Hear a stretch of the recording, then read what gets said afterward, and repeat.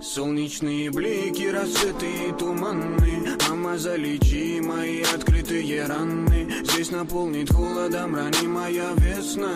Родные объятия, манна, в них весь я. Грусть окатит город, и куда себя девать? На районе легалайзы, нам наплевать. Это шкуры из провинции, пухоть грехов. Я скрываю свои думки от местных котов. It's a wonderful life, sunshine. Горы позитива курят эти строки натощак. Я врываюсь в ее бедра, взгляд в облака. Почему никто не просится в планету добра?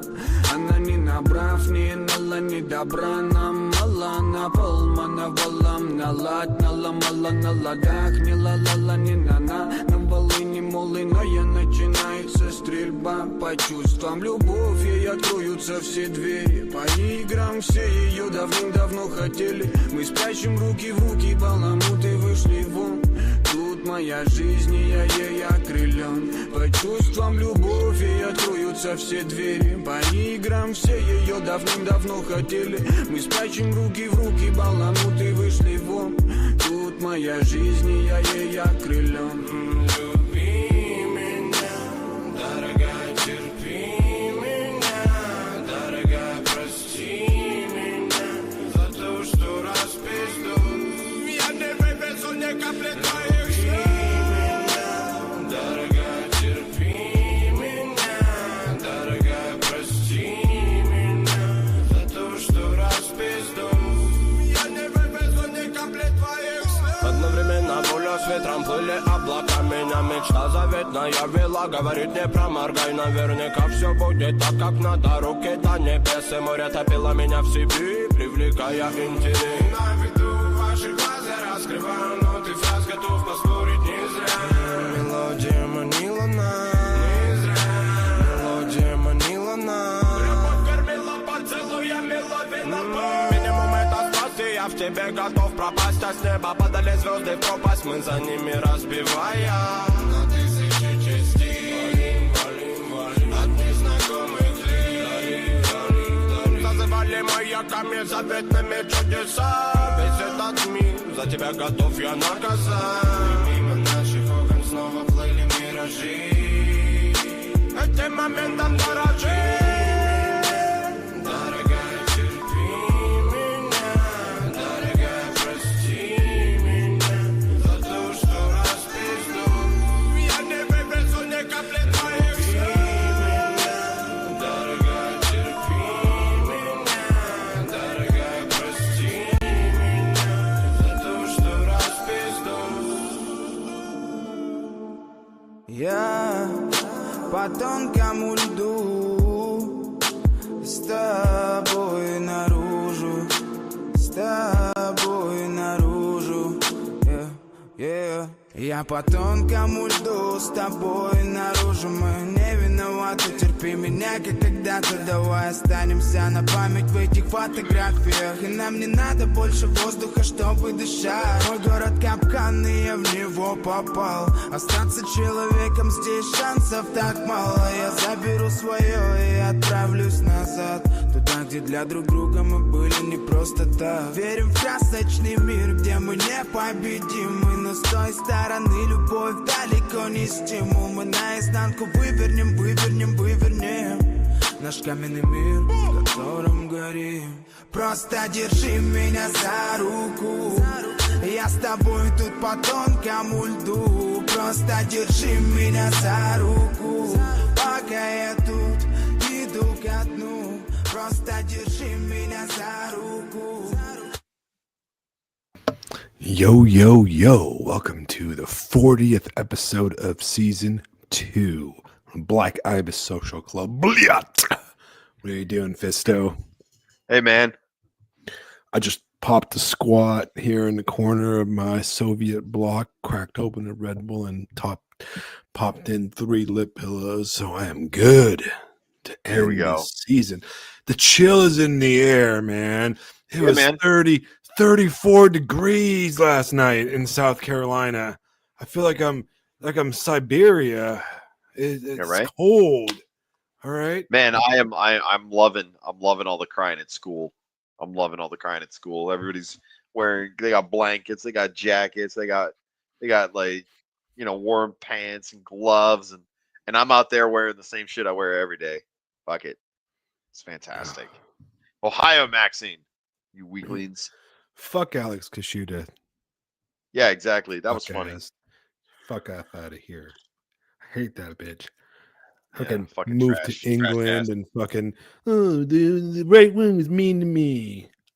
Fuck I off, don't think I'm Whatever. allowed to marry her because as an Orthodox Christian, I can't marry Jews. Fuck you, Alex Kashuta. You can't marry trash. Yeah. Anyways, that's all I have to say about that. And now we'll move on to the real topic. You do develop slant eyes. That's why you become like an Eskimo and shit, because you got a built-in sunglasses. My dog has that. My dog looks at me and she's got her sunglasses on and she's like, "Ooh, I can't see because the sun's too bright." Anyways, how's your week, man? I'm already amped up. I got a lot of energy tonight. What have you been up to? Man, work's been kicking my ass in a good way. I got lots to share on that front, which has been pretty interesting. We got one more week until Thanksgiving break, which is going to be really great. So I actually can relax and take a minute, maybe do some things, get some projects done that I've been looking to do. But yeah, no. One of the interesting things, so like one of the things I do in class to try and make it really super interesting for people is as we go through topics and as we discuss things, I often try to bring up conversation that is, the discourse, discuss current events, discuss things out there in the world. But of course, it's not just, it's not shit I saw on CNN or some other, flaming pile of trash. It's all the beautiful things I see on Substack. So I bring that into the classroom and talk to people. Last week I did, so I've been doing a unit on 9/11. It's kind of like a palate cleanser for the kids, for the students, because we need to circle back and work on this test thing that we got to do. But I'm using it to kind of like get back to the basics. Listen to the lecture, take your notes, do the reading, get your work done. Like just hitting the basics. And I've been trying to give them a lot of context because if a lot of people don't know, public education in the United States sucks a big fat bag of dicks. And part of the reason why is because we live in a machine and they are not actually interested in creating people. They are interested in creating AI prompt machines or AI slop thralls. So your intrepid Fisto, for example, heard the best thing ever in class today, where a student went, "Man, this is the only class I don't need my Chromebook." Hell yeah, brother. That's actually that's awesome, dude. Like that's actually a compliment, right? It was awesome. That is a compliment. Yeah, no, it was fantastic. And then this week I had another kid who's like, I was talking about manufacturing consent. No, not manufacturing consent. Understanding Media by Marshall McLuhan. Nice. And one of my kids was like, "Hey, you should teach that whole book. That should be our textbook next semester." And I was like, "You son of a bitch. I am crazy enough to try it." Just that. It's like, listen, guys, I would do that, but then you will not enjoy anything in life. You don't understand that with this much knowledge, there comes a sadness because everything annoys you. Because once you can see, you can see the outlines of the retard, then everything becomes retard. Yeah, like one like it's actually very funny because my wife was asking me about this book. She's like, "Oh, she was over at." She went on a hike today and went to like Books a Million, and she asked me like, "Oh, I was looking at this book, and I'm not gonna say what book it is, right? Because it's gonna be annoying." But and she's like, "It looked pretty good. Have you heard about it?" I'm like, "Yeah." And she's like, "What do you think about it?" I'm like, "Well, 3 years ago, you'd probably like it, but now you'd probably feel how I feel about it, and it's got chock full of pre vibe change kind of politics and cheesiness built into Oh it, no. cringe What shit. book is it? What book It's is it? like it's like some medieval fantasy book, but the Is it guy a, that is the author, I it forgot a his name. listener? Is it a Huh? listener? Is that the problem? Is it a listener? Is that why you're hesitant? No. I just can't even remember his name. It's I just just can't remember that. like it's just like shit lib cuck basically that like Oh, the worst. he But like you wrote repeat his yourself, he wrote this sir. horror novel I read once, and it was like, imagine like a horror novel about the South written by like a fucking Portland barista, Oh no. that's never been to the Ugh, South, and it's like every ugh, stereotype, and then ugh. like the main character basically lets his wife become the he basically gets cucked by werewolves, but it's okay because they're black slave werewolves. So like Yeah, it's no, like look, I don't I don't want to read books by people that have nothing better to offer the world than being a D tier OnlyFans model. yeah, All right. I don't want anything to do with the dude looks like I don't know what he looks like, but I can just imagine that like there's a lot of that. Oh, yeah. actuallys going on. He looks like Oh probably no. like the female version of that, the male version of that the interviewer that interviewed um Sydney Sweeney. I don't know if you saw Oh that Sydney geez. Yeah. Sweeney thing. That was so I didn't see the actual interview because I don't care about that shit. I mean, But I I just did saw see clips of it. yeah, but I did see the discourse and it was very, very funny. And Yeah. once I learned what it was all about, I was like, that's amazing.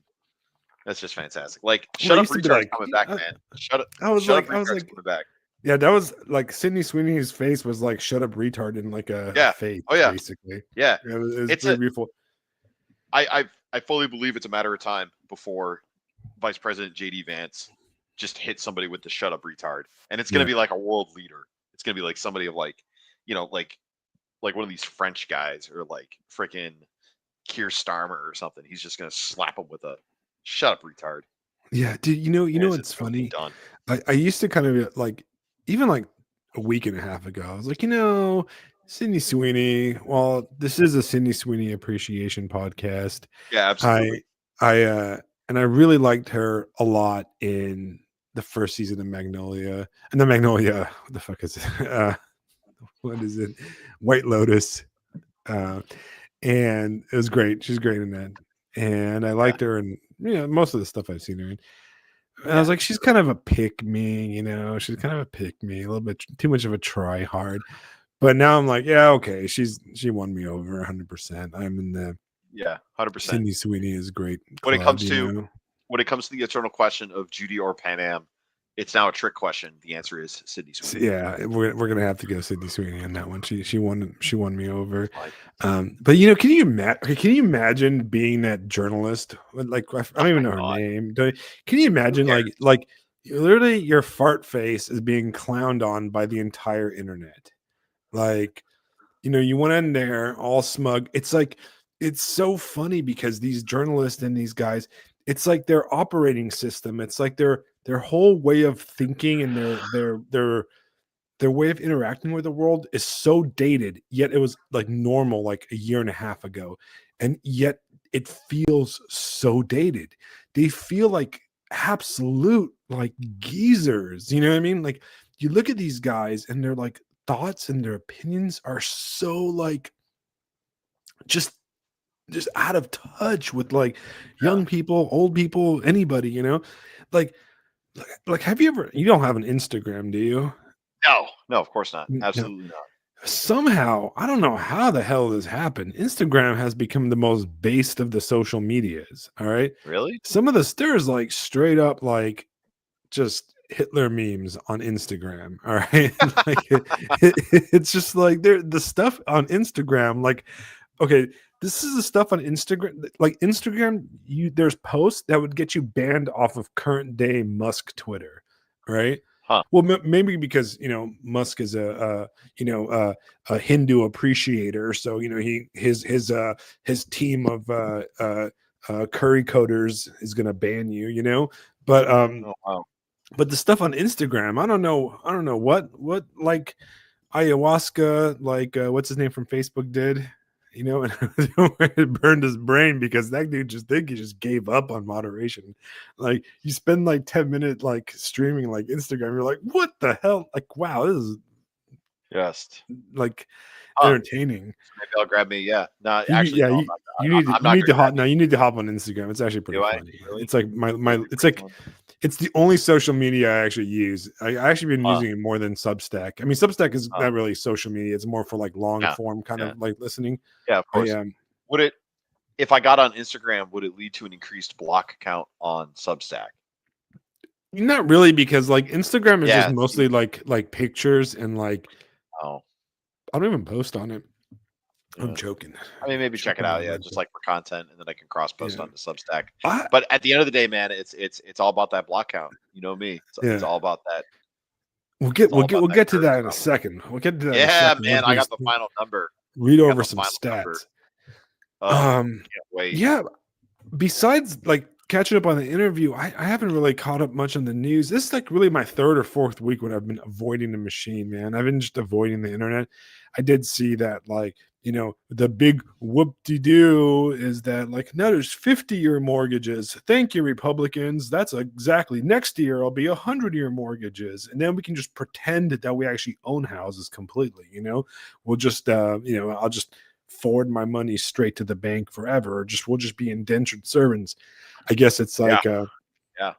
you know, I guess it's just like you know, we're into, you know, medieval corporatism right now is what we're living in, right? Like I guess everybody wanted the monarchy, right? But you know, what, fuck you guys, fuck everybody, you know, fucking 50-year mortgages, man. Come on, man. You know, like thanks for all that great stuff, guys. But I think that nothing else exciting is going on. There's everybody loves that Frankenstein movie Lisa was talking about. Seems that that's the key. I might get around to seeing a movie in the theaters if I can ever get a babysitter. Oh, and the topic of babysitters, my internet Yeah. might stutter a bit because my daughter's downstairs slaying bodies, you know, stacking bodies on the finals. I don't know if you ever heard of that game. She's playing that a No, lot. She's no. just What's this now? I walk downstairs and she's shotgunning dudes in the face, running around, setting Nice. people on fire. And it's pretty fun game. It's a little battle arena game, you know. Yeah, no, Okay. Kevin, sorry about that. You know, your people's main occupation, drinking and indentured servitude. And church going, right? And But leaving on a boat. I'll leave on the boat, yeah. But besides that, I've been, you know, playing a lot of Arc Raiders. I even played Arc Raiders with a guest on the podcast, Isaiah. What? Him and I were slaying bodies, stacking them the other night, you How'd know, that like go? How'd that a go? 1 a.m. Good, man. Guy's good. He's good. He came in there. I used a light machine gun. My friend Danica was fucking, and this girl's a beast, right? Yeah. Stacking bodies left and right, you know, clearing rooms, get some loot. Found some metal scraps, you know, all the fun loot in the post-apocalyptic world where Apple computers take over the world. That game is great, man. Like it's crazy because I you know, I was playing the beta and I read about the game a long time ago, and now it's like one of the top selling games of all time, and it's got like 700,000 consecutive players at the same time. So it seems like everybody's talking about it, you know, and it's awesome. It's great. You should hop on. Isaiah said you should hop on. Yeah. Yeah, I He mean, said, once I got some cash and I got some free time, maybe over like Thanksgiving or Christmas, I might pop on there. I know we were joking about it in chat, but like Isaiah and I go way back yeah, I know. when it comes to gaming. Yeah, and him and I had a period of time where we became kind of minor arch villains in a computer game. And I think if I were to get back into a game like Ark, let's just say my block count would go even higher. Now you gotta be nice, man.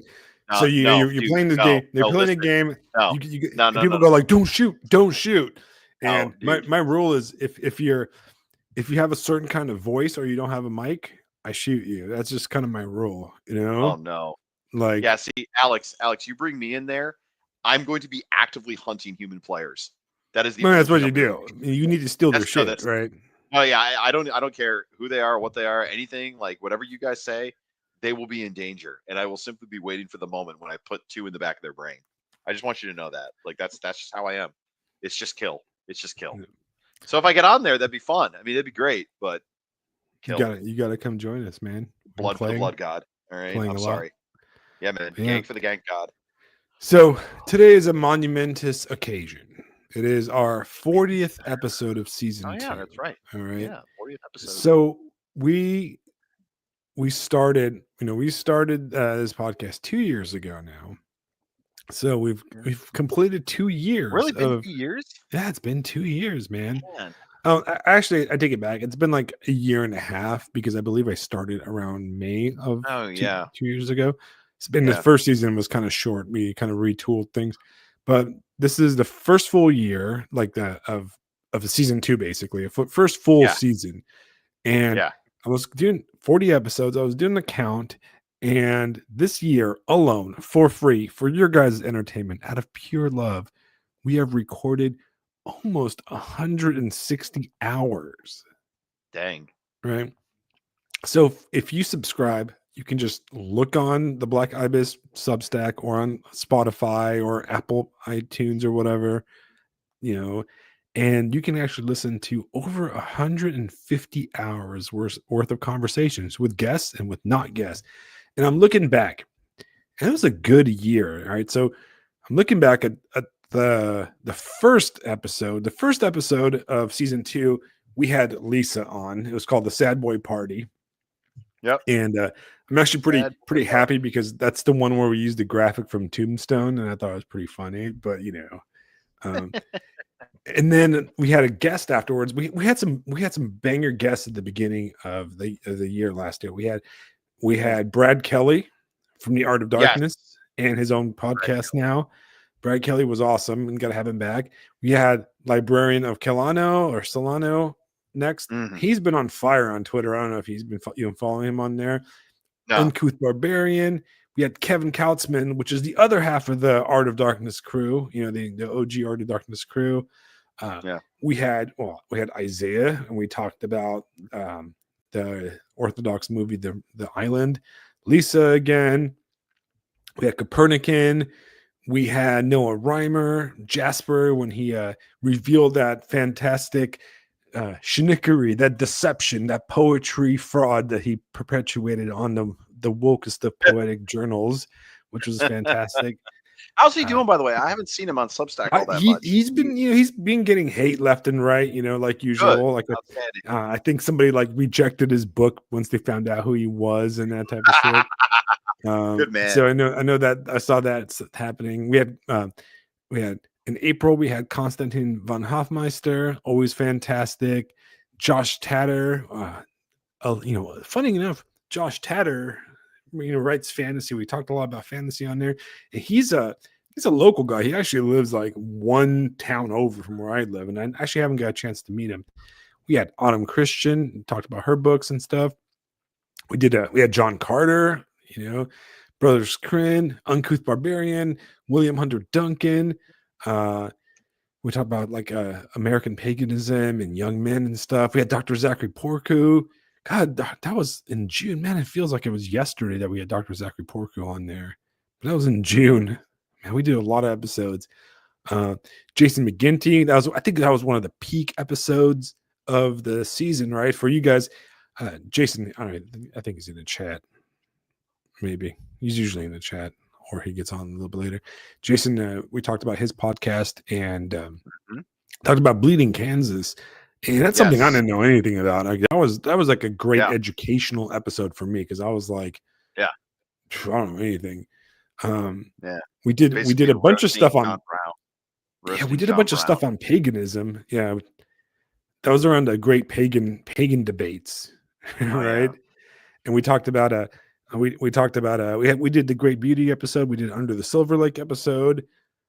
We had Jack, who wrote The Tower, and that trippy ass book he wrote. Mark McGrath about the OODA loop.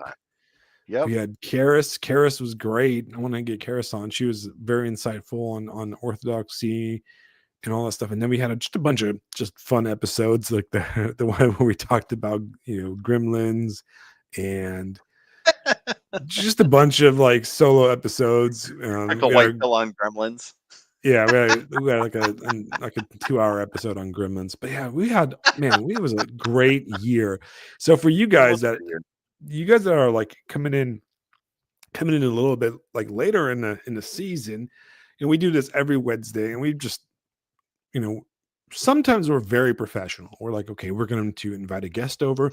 I'm going to read every book they've ever written, and I'm going to, do detailed conversation and biographical data, and be very topical and to the point. And this is Yeah. a very professional show. And other Yeah. times, we just talk about Gremlins for 2 hours. All right. Yeah. But I'm going to Hey, invite a lot more people again. yeah, Alex, when we do one of those professional shows, let me know. I'd love to be. I'd love to be a part of that. We did. Okay. Like, we had I like, know. look, I'm looking back here, and like the episode with Jason was very professional, even though we Yes. joked around a lot, and we let him talk about his show mostly. Of course. Dr. Zachary Porku, very professional, even though we did talk a lot about like I was on my best Shadowrun behavior. and like I was my best Cyberpunk. behavior. Yep. Yeah. He kind of intimidated me because he's so intelligent, and so Yeah. he's out there doing Lord's work. And man. even the episode, I mean, the one where I laughed the most was probably the one with Jasper, where we're reading his poetry, because that was so funny. Great. For you guys that are not familiar, if you go back to episode 13 of the season, it's Jasper Ceylon. And what Jasper did is basically he spent like a year or two basically writing poetry, like the most ridiculously like absurd poetry, and sending it into like poetry publishers, like college like magazines and poetry stuff. I have the PDF somewhere, and I have it somewhere too. He did it all under like pseudonyms and like characters he kind of invented, and they were like one-armed like lesbian black women, and like angry hippie boomer, just maximum intersectionality. Yeah, maximum intersection, and all these got published, and he compiled them all and released them as a book, where he's like, okay, see, like you'll publish the most retarded stuff if it's like if it ticks the right intersectional points. Yeah. And some of the stuff, like, you read it and you're like, there is no way. Like when I read some of this stuff, I was like, there is no way this stuff got actually published in a real poetry journal. And then I went on the websites, and it was there, and they took him seriously. And it was like, like Stalin's cum slut and stuff like that. It was so bad, but it was so funny. Yeah, I laughed so hard. Like I couldn't keep focused the entire episode we had him on. I was just done. Did you find it? Did you find the PDF? Oh yeah. I'm looking through it right now. Read some for everybody. One of the greatest things is he starts it off with, the poet is a liar who always speaks the truth. Right. Just right off the bat.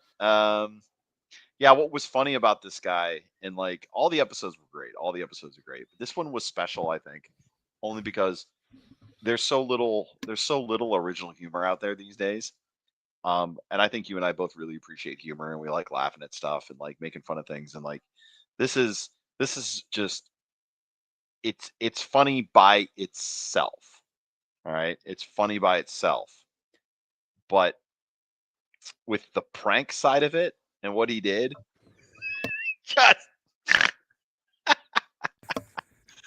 just cranks it. Okay. So here's one. This is by Adelaide Nwankno Yajagaha, winner of the 74th CBC 7 State Media Short Poem Contest.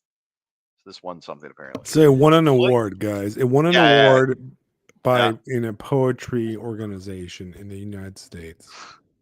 So it starts with a quote from Toni Morrison, which I don't think Toni Morrison actually said this, but it starts with, navigating a white male world was not threatening. It wasn't even interesting. I was more interesting than they were. I knew more than they did, and I wasn't afraid to show it. Okay, maybe she didn't say that, but anyway. So the poem is, maybe I was thinking of somebody else less retarded. Anyway, here's the poem. Flick crit sit writ me in to miss tick. Hinge match want me give this white dick. Give me his white dick. Say no miss tahe say no give. Like I'm Quino Thera Kibrin Fuck me, I don't even know. Speaking Piggin, yeah. Speak real idic. Voodoo pract costa oil drip drip. No get I like Shakespeare. Otello. Shagalbasni. I'm doing the whole thing. Fuck you, people. Shagalbasni hot dervorich.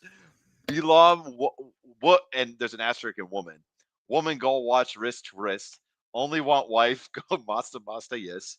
Yes flick crit sit rit dis bitch.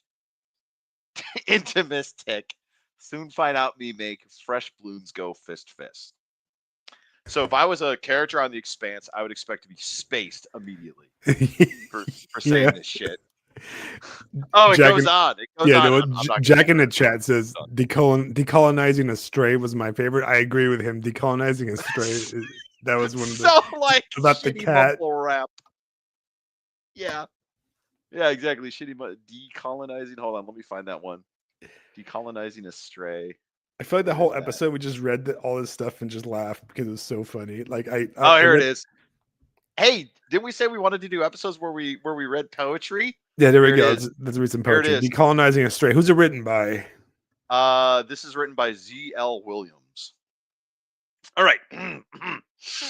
Presenting Decolonizing a Stray by Z.L. Williams. Kitty cat, darling, explore your new home. Take great unfettered strides. Get, quote unquote, uppity. I won't stop you. No more donated food. No more scratchy cotton blankets to catch broken rest on. You've been emancipated.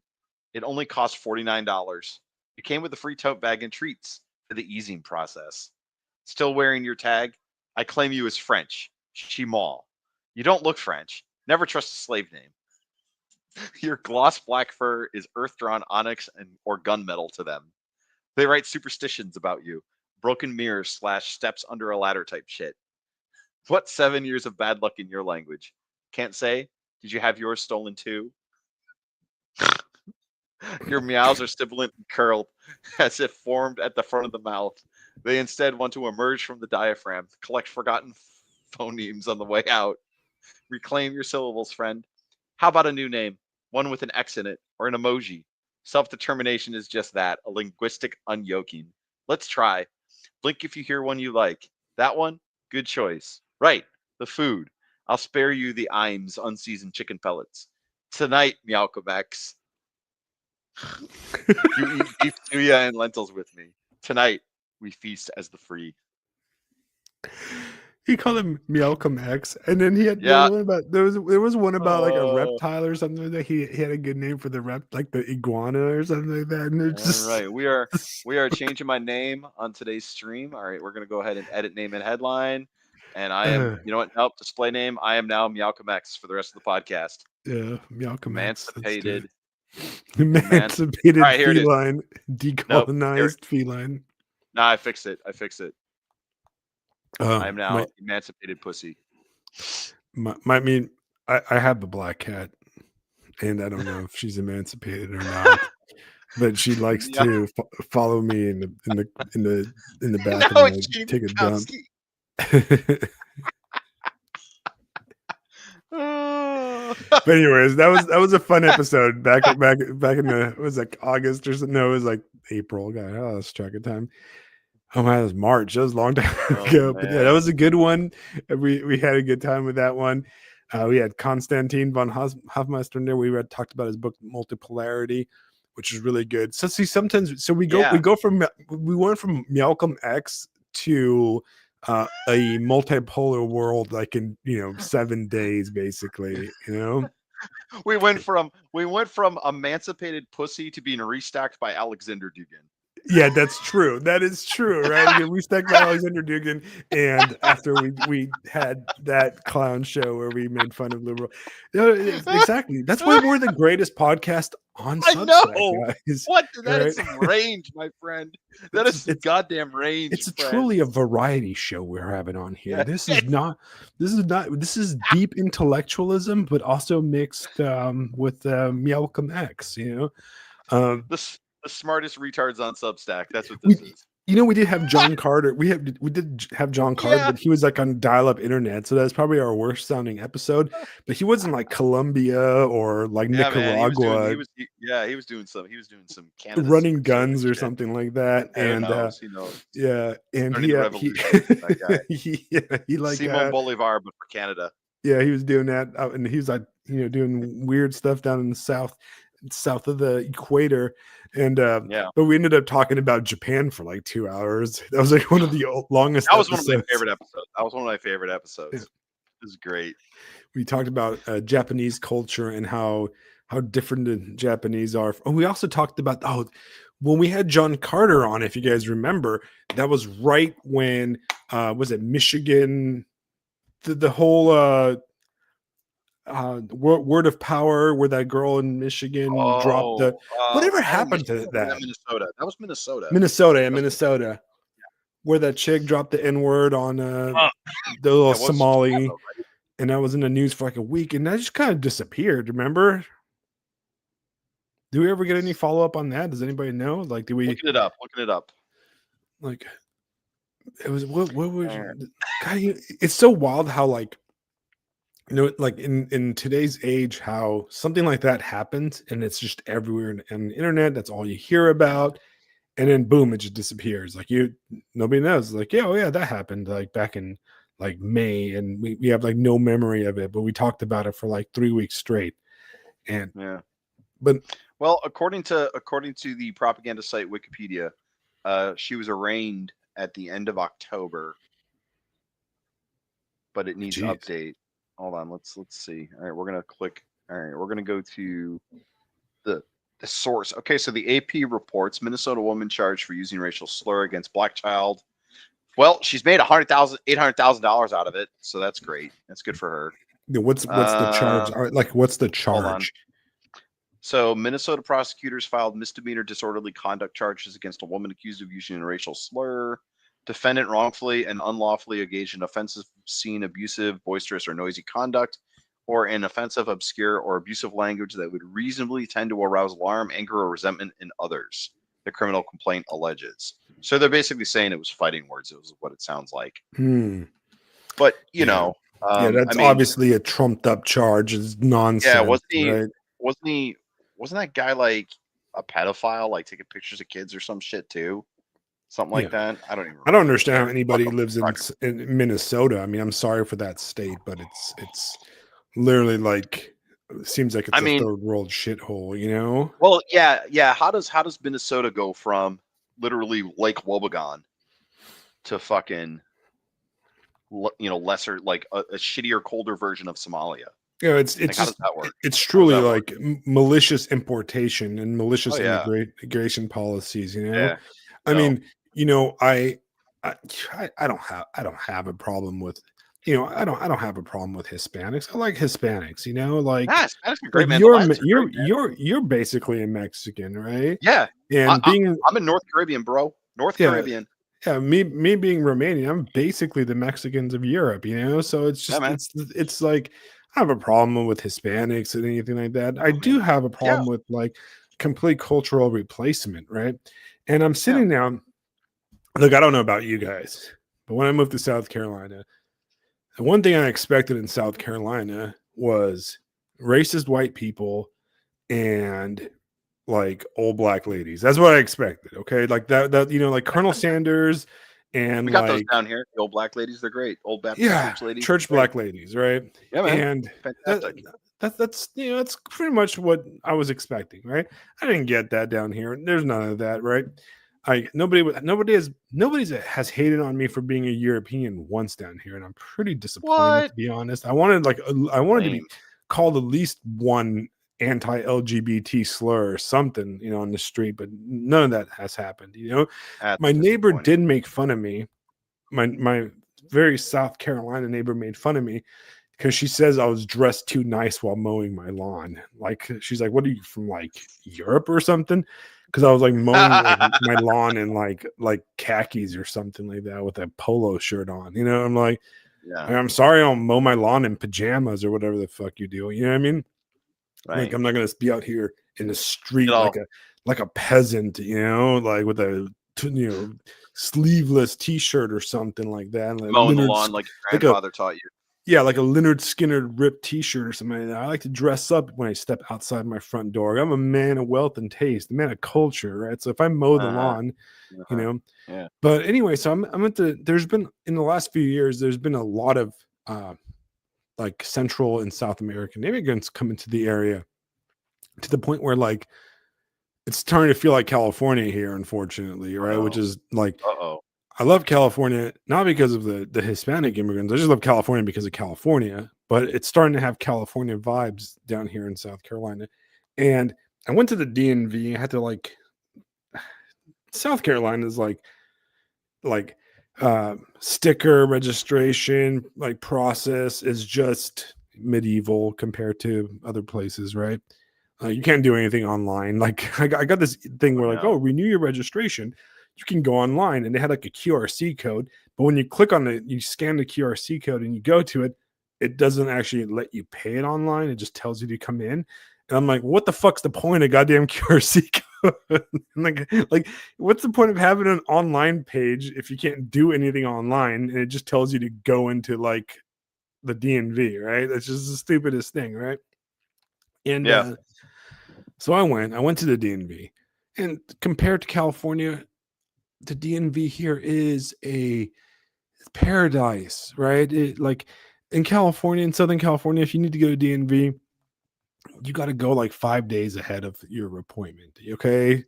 And you got to camp out, and it takes like 30 hours just to like, just to walk to the front door. And it's just nightmare. It's a nightmare, right?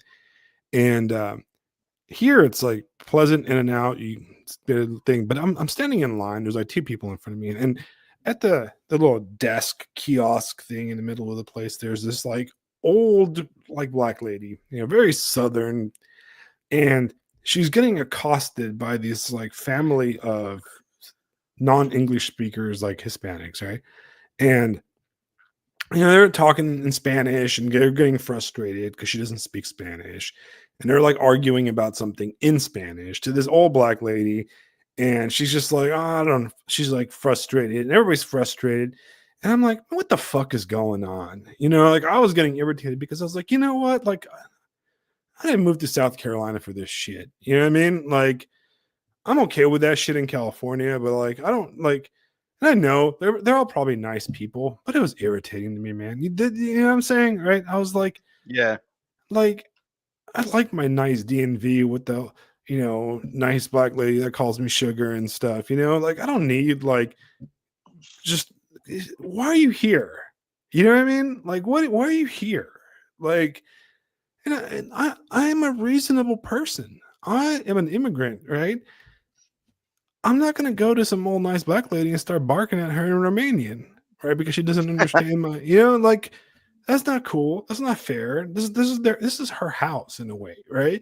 Like the two people that belong in South Carolina, because they've been here since South Carolina was called South Carolina, are white people and black people. Everybody else is a guest, and I include myself as a guest, right? As a European, right? Yes. You know what I mean? Like, yes. And I, being a European immigrant, and really a West, I guess, like a Californian by growing up in culture, right? I am a guest here, and I'm not gonna go. I don't know. It just, to me, like, it left a bad taste in my mouth, right? Because places like California and New York can like uphold, can in a way, they can like, they have the infrastructure to support this like multinational kind of, night city kind of environment, right? Like, that doesn't bother me, just like in Tokyo, in Tokyo, they speak like 50 different languages, and like in different European cities, like in a city. But some small out of the way place in South Carolina with the population, the whole state of South Carolina has a population like that's lower than the Los Angeles County, right? Like way lower than Los Angeles County, right? Let alone the entire state of California. I just felt like, that's not cool. That's not cool to the people that grew up here and their grandparents grew up here. That, you have this old lady accosted by guys that don't know how to speak a word of English, and you have to do business with them. And then, of course, I'm inconvenienced because something that could have taken the stamp, which is, when I got to my turn, I literally showed her my paper, gave her like the $40 it takes to register a car in South Carolina, and I walked away. It was instant. It was like, oh, thank you so much. Have a nice day. Done. That's what we want, right?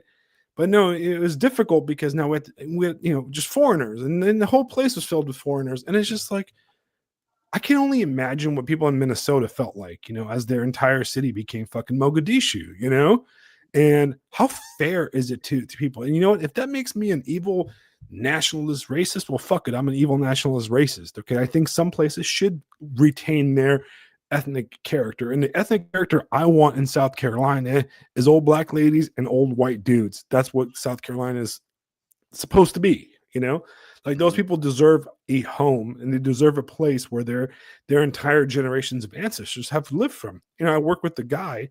Are you familiar with a Gullah Geechee? No. What's that? So remember that show, Gullah Gullah Island? Wait, say it one more time. Gullah Gullah Island. It was like a kids cartoon show type thing from the 90s. Yeah, no. Nope. It was about like, it's just Gullah Geechee people are they're like a subgroup of Africans. They were like coastal Africans, and they were brought over as slaves, but specifically settled in the coastal South Carolina area, South Carolina, Georgia, in like the marshland basically. And they brought these like arts and crafts, and specifically like rice farming, rice growing, and shrimp and stuff. And there's like a huge communities of people that like are literally descendants from these guys, these pre-American early colonial like African people that were brought here, and they have like, had villages and like communities and stuff. And there's some places on some of these islands around here that these guys can probably trace back their ancestry like 3, 4, 5, 6, 7 generations to those original like slaves brought over. And a lot of them were freed slaves, and there's a huge cultural element here in what's called the Low Country, right? And those guys belong here, man. They've been here as long as any European settler, right?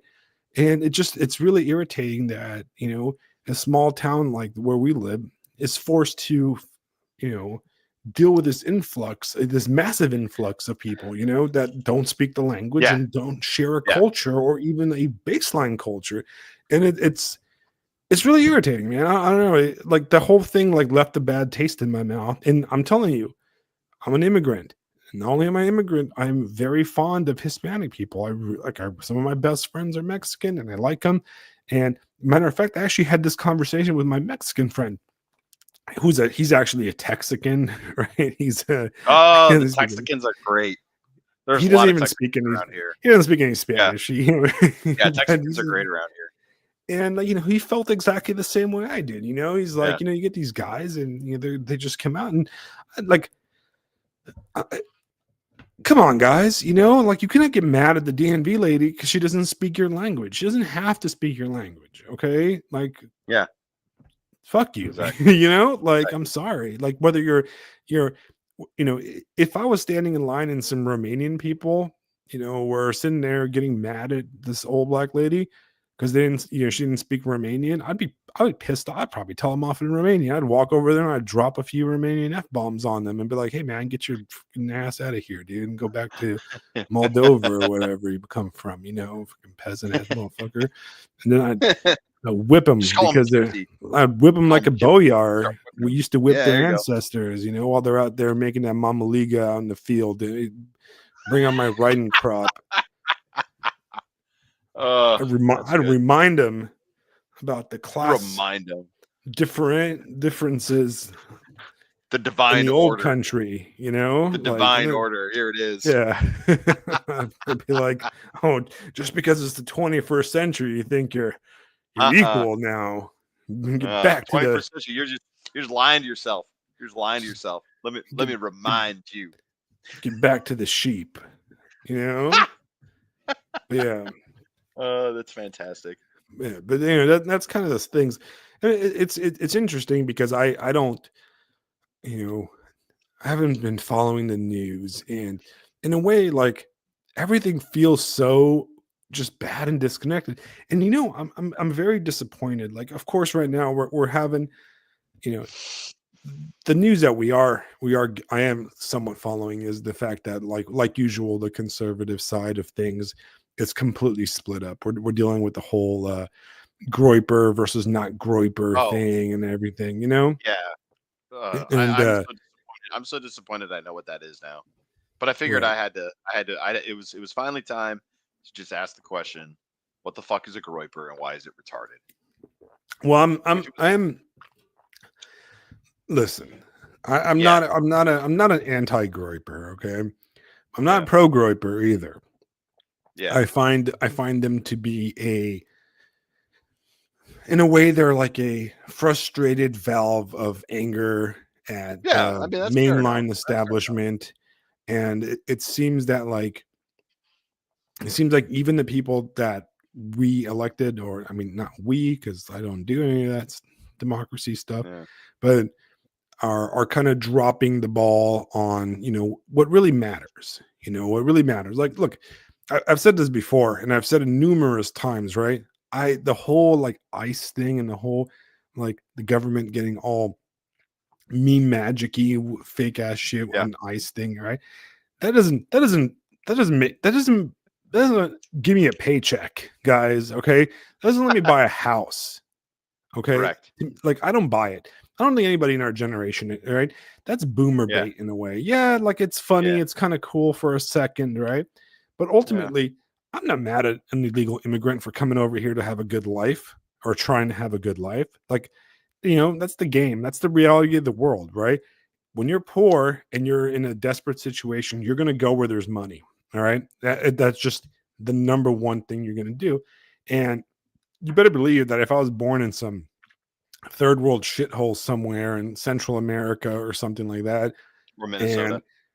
yeah, Just or kidding. Minnesota, or I would go out of my way to go to somewhere where I can make some money, right? Or there was work, right?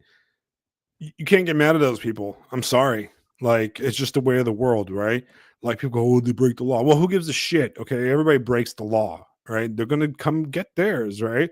The people that are really guilty, the people that encourage them to come. And you know look, those people aren't going to come here if there were no jobs, right? The reality is, I would really care about immigration stuff. Like, actually believe that it was real immigration stuff if, instead of seeing ICE like roll up some fools in like the garment district of Los Angeles, or slap some protesters around, I want to see ICE bust into, a contracting company that hires a bunch of illegal immigrants and arrest that fat fuck like contract boss, right? Who's obviously a white guy usually, right? And throw his ass in jail. You know what I mean? Mm-hmm. And Yeah, that's who needs to go to jail. Or the guys that own the corporations that own the hotels that hire the thousands of illegal, like, guest workers and cleaners. But you go, oh, but they don't really hire those guys. No, they do. What they do it through subcontracting, right? We all know how this yeah, game works. Anybody that's worked in any like in industry knows that you get around immigration laws, and these big corporations get around it by subcontracting. They hire some kind of contractor that's like, oh, I'm a labor contractor and I provide like so and so catering company or whatever, and then that company is like a shell of a shell of a shell, and they hire 1,000 illegal immigrants, right, to clean your hotel. We know that goes on, right? Everything, this entirety of the ICE immigration thing is fake and gay and just WWF theater until we start seeing Americans who hire and enable illegal immigration to happen. Simple. That's who yeah, needs to go to jail. If you make it to where like knowingly hiring uh illegal workers that do not belong in this country, until that becomes a felony or a significant financial liability for corporations, then all immigration stuff is just fake and gay, because none of us care if the 60-year-old grandma that's been living on, here for, 40 years, nobody cares about her, because that's not who's taking your job, guys. All right. That's a fart in the wind when it comes to taxpayer money and that kind of stuff, right? Even if that lady's taking Social Security or whatever, she's still paying taxes at the store. She's still buying stuff and all this stuff. I don't care about that. You deal with that later, right? Those people will leave if, it's the people that enable, the farmers that hire tons and tons of migrant workers, right? Really, the whole H-1B visa thing, that's where real immigration reform happens. And we haven't seen that. Okay. All right. Like it's all cute and entertainment that, they're out there protesting and they're smashing people's faces with the pepper spray or whatever, but it's all theater, guys. It's all theater. And until there's actual real, like, legal reform and legal consequences. I mean, sure. They're arresting dudes at Home Depot or whatever, right? But then there's an entire neighborhood being built behind my neighborhood, and I guarantee you, every single one of those guys is an illegal immigrant working, the lawns, the contracting, the roofing, the painting, right? That's the people that are taking your jobs, right? But it's not them. You can't blame those dudes for taking the jobs. You have to blame the people that are hiring them for 40 to 30% the price of an American contractor, right? So yeah, that's my opinion on that. You know what I mean? Yeah, it's bread and circuses, Right. Right up until everything finally falls apart, and then actual change can occur, or maybe nothing will actually fall apart at any point, and it will simply degrade into fake and gay retardery. But yeah, it really does seem. I think you're right. It's the incentives. It's why does this occur? Who made it this way? And that's what I've been having a lot of fun with in class. Like going back, I started this 9/11 unit with the Cold War and the end of the Cold War and the rise of the unipolar world and all these kinds of things.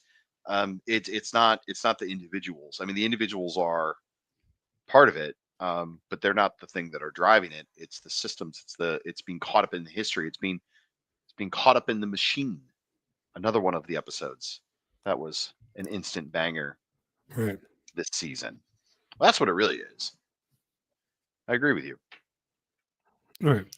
Well, and it's hard to care, Well, it's not hard to care, but like, maybe it's the cold weather that's creeping up on me. Maybe it's just the season.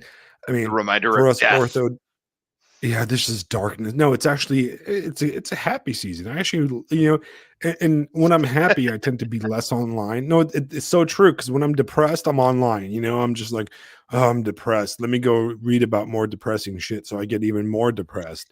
But I've been in a pretty good mood, overall. I guess Yeah.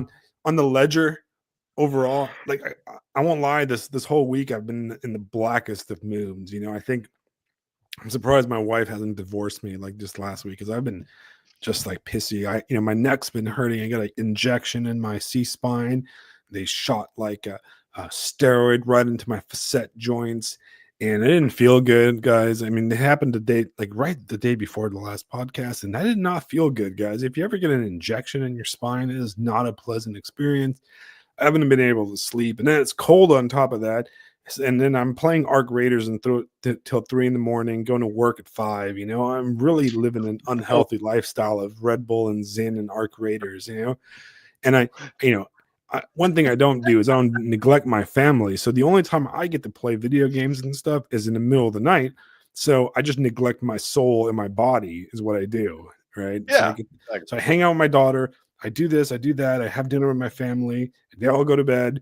And then I stay up until the freaking break of dawn playing video games, go to work, and probably really unsafe at work. I probably am violating all sorts of American Medical Association rules and stuff, because I'm like, it's fine. That's what eyes the are Zyn is for. closing.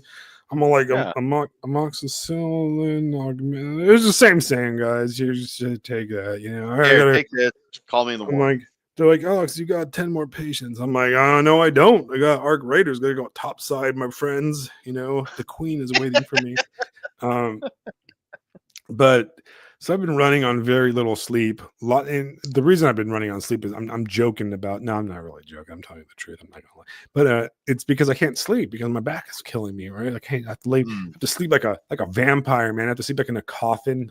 I have should like get a a coffin. ultra. I need a coffin. I have an ultra hard Yeah, mattress, really, and you I should sit really, there like a vampire, dude. I sleep flat on my back, looking straight yeah, up. man, You know, lean into the Transylvanian thing. Just do it. Just do it. yeah. When the alarm goes off, I just like levitate out of bed. You know, Yeah, I have a dog that's like a wolf. She looks like a wolf. She follows me around. It's pretty cool, yeah, but it's also yeah. miserable. And yeah, I just haven't really. But but on the most, I've been in a good mood. So when I'm in a good mood, I don't need to like get myself involved in dumb stuff. Like I went on Twitter Yeah. yesterday. I was sitting there. I went on Twitter and I saw Librarian of Colano just dogging on pagans, and it was the funniest shit. Right? There was this one pagan dude. How am I gonna find it, dude?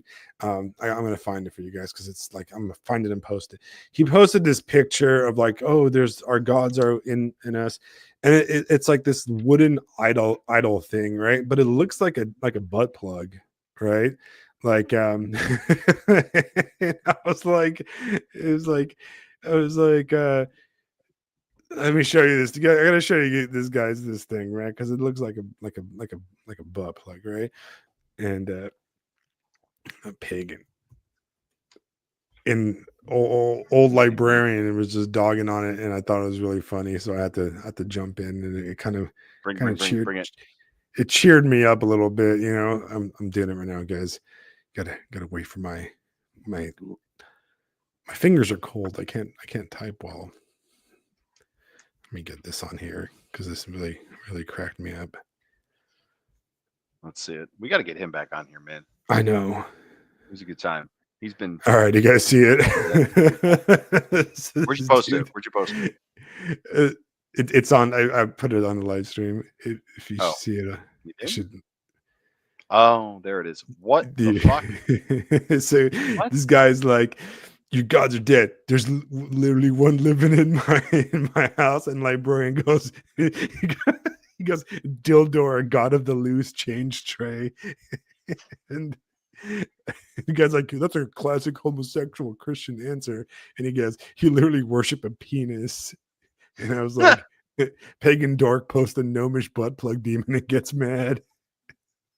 What? I mean, it looks like a wooden gnome butt plug surrounded by a butthole made of fur. I was going to say it has an incredibly furry bush. It's got a very furry bush, very furry. And that's so I was like, I went online and that's what I did for like 5 minutes, and then I was like, why am I doing this? Why am I doing this to myself? What is this? Why am I on this godforsaken website? You know what I mean? Like, it doesn't do anything. It's not good for me. It's just bad. Yeah. Like, it's just trash. Like, nothing good on Twitter. Like, I'm like looking at it right now, and it's like pagan nonsense, morons, just just trash. It's just trash, man. Like, Lots of more good times. pagan dildos, like I don't yeah, it's just I don't know why. I'm done. I don't even want to look at it anymore. Like, at one time I used to have a huge, like, I had like a huge like Twitter account. It wasn't like a really big influential one, but about like 15,000 followers on there, and I used to, it was under a different name, and I was just like, fuck this, man. I deleted it. I was like, I'm done with that, and These I'm things glad. are fake. These things are fake. Yeah, 100%. it's just not real. You know what I did yesterday, though? So this is really cool. I forgot to tell you. I meant to tell you guys. I did something really cool. So I've been going to this church. I love my church, and we were talking to a bunch of dudes, and I'm like, we should start like a men's group, like a men's fellowship group, right? And the idea is that it's not like going to be like one of these groups where we're out like doing service or anything like that. A lot of these church groups have that tendency to become like the men's lawn mowing for everybody group, or something like that. And no, so we decided like, no, we just need to like a group just to hang out, basically like an in-person church version of the Black Ibis, probably a little bit less crude. No, it's pretty crude. But so what we decided to do was we decided to like start with like a little small core group and start inviting more and more of the guys that go to our church, because cool enough, our church, like the average age is like 30, like the guys are 30 in their early 30s, family guys. I'm like actually on the kind of the older end of the crowd as a 42-year-old, and there's a bunch of guys in their early 20s that go to the church too. So we decided to do it like a male, like from 18 up. We have to do the, I don't think it's ideal to do 18 in a real society. We'd probably like pull up 16-year-olds and stuff, like 16-year-old guys, because they need a lot of mentorship too. But because we want to smoke cigars and stuff, we got to take only 18-year-olds. But yeah, we went to this like local cigar lounge, and we sat around and smoked cigars, and we talked about stuff, and it was a blast, man. I was there for a few hours, and I had some of the best time I had in a long time. Just a bunch of dudes sitting around smoking some cigars, drinking some drink, and I celebrated Veterans Day for myself because I'm a veteran, and I got a local beer called Semper Fidelis. Had a bulldog on it. It was like a real Marine Corps beer. It was ass, but it was all right. I did go to the brunch place, and they were giving away free coffee to veterans, but I didn't get any free coffee because it feels really gay to like ask for discounts and free shit, even though, you know what I mean? I don't know. I can't do that. That's just too that's a good idea though. Because you're making me think, man. Since joining our church, we had so I joined at the same time as another guy. So we have to drive just like a short distance to get to the church. It's just slightly out of town. But this other guy, and he has a family, joined. Well, actually, he joined, and then his sister and her family are looking to join. But anyway, they live in the same town as us, and him and I have been talking about getting together, like hanging out, like having a connection in our town. And we have a cigar bar just up the road from where I live. So maybe that'll be the option. Maybe that'll be the answer. Yeah, man. Not that idea. I don't know if he gets into that stuff. They're pretty, it's a little more straight laced out here. Right. But there's good breakfast places and stuff like that too. So like that's kind of the thing. But yeah, no, I need to bring that up next week. It's what it's out there, so we'll see what happens. What's hard about stuff. Look, and we've talked about this on the podcast forever. It is very difficult for guys our age to make friends. All right. It is difficult. It really is. It's like almost like, God, I wish there was like a Tinder for just dudes hanging out. Like it's like, like, hey man, you want to hang out? Like, I feel like when I meet somebody and like they're like, hey, we should hang out and like play some tennis or something, or it feels like I get all like nervous, like I'm going on, like I feel like I'm like a 17-year-old going on a date, for the first time, right? That's what I'm like, oh, what if I hate this guy or something like that, Yeah. And it's very difficult for guys to do things, and I think it's very difficult for good guys to do things because we tend to have guilt about it. All right. There's this guilt or standards, alternatively.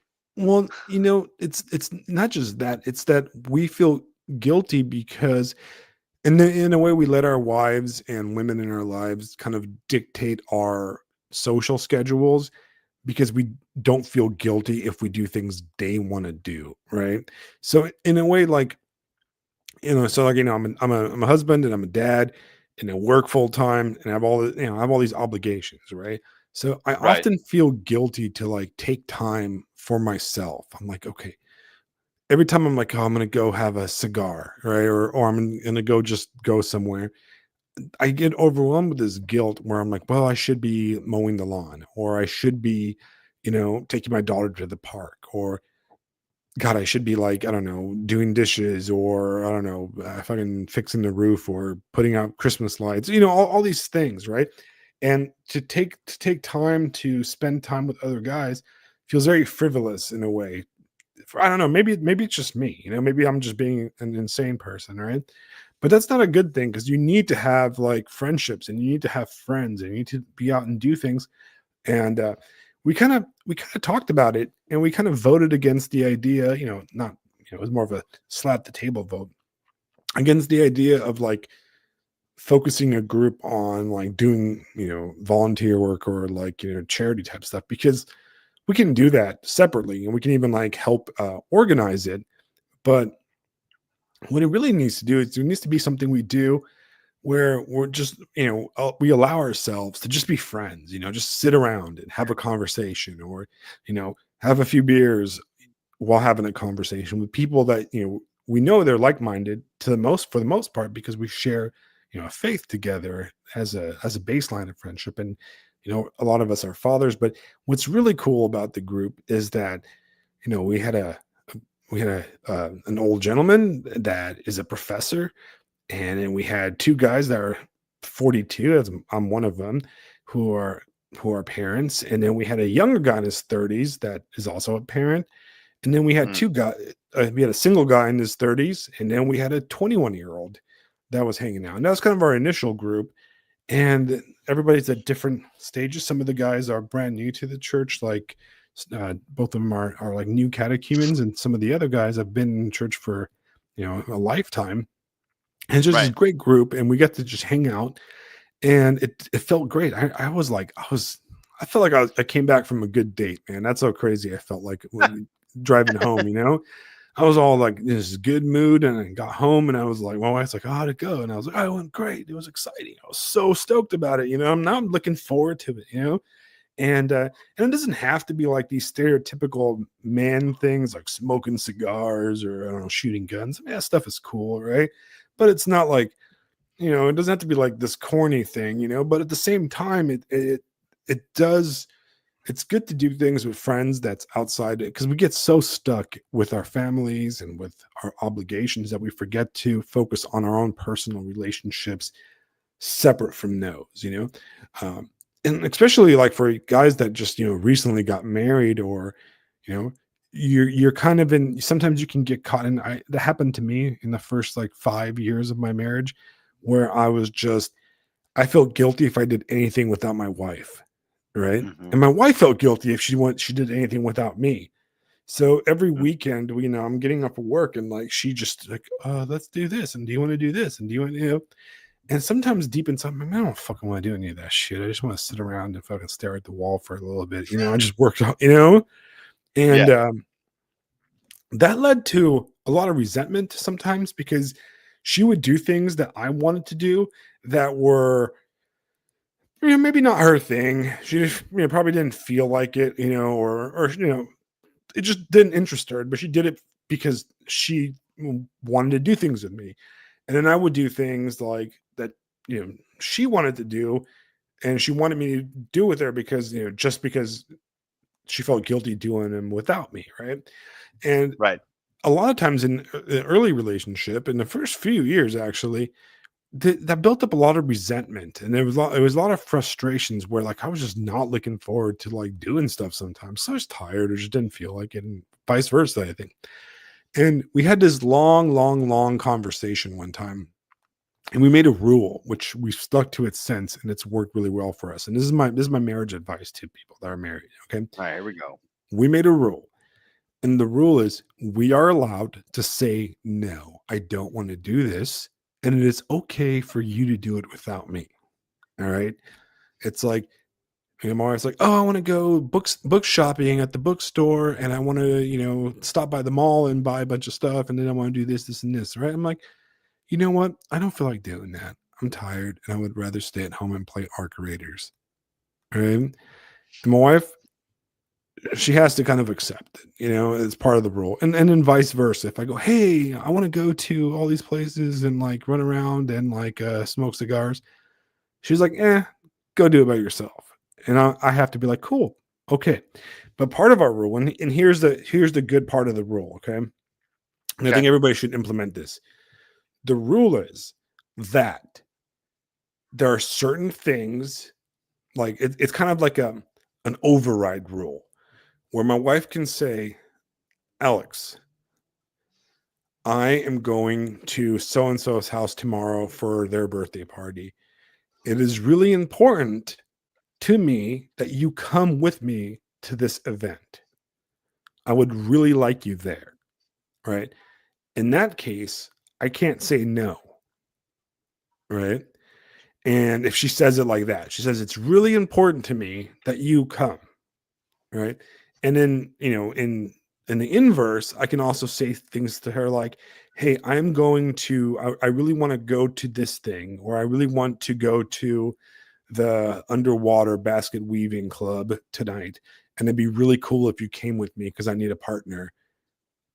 It means a lot that you come to me with me, right? She can't say no, right? Right. So like basically we can say no to each other, but if we invoke that I really, really want you to come, then we have to make a good effort to go, right?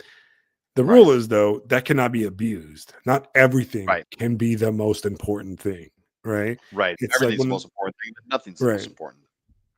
Yeah. Yep. So it allows us to go, hey, I don't need to go out, like my wife and my daughter, for example. My wife spends a lot of time with my daughter, and they like sometimes they like to go to like a I don't know if you know the store Five Below or something, and they go Five What Below do and they do again? they I don't actually remember.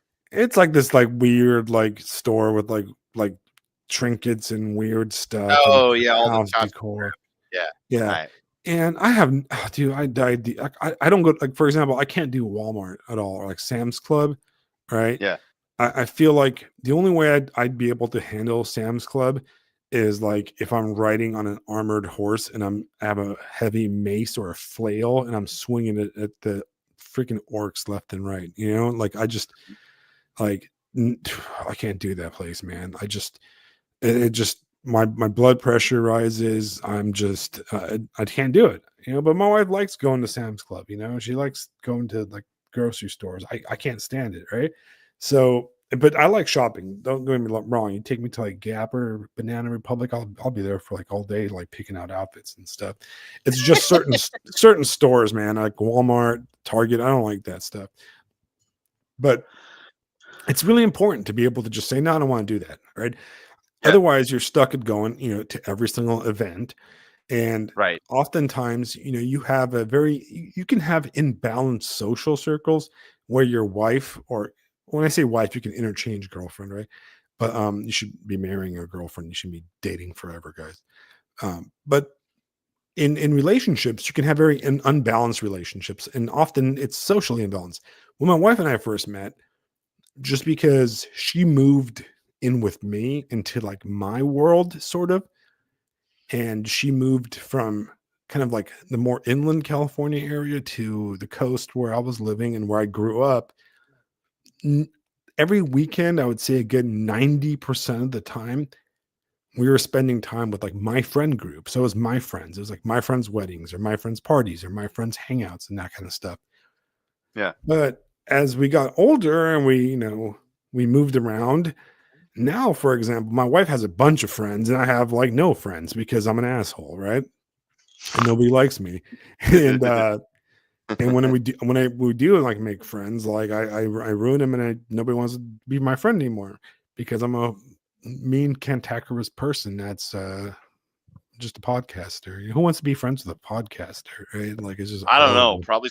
Probably some massive fucking losers from Florida.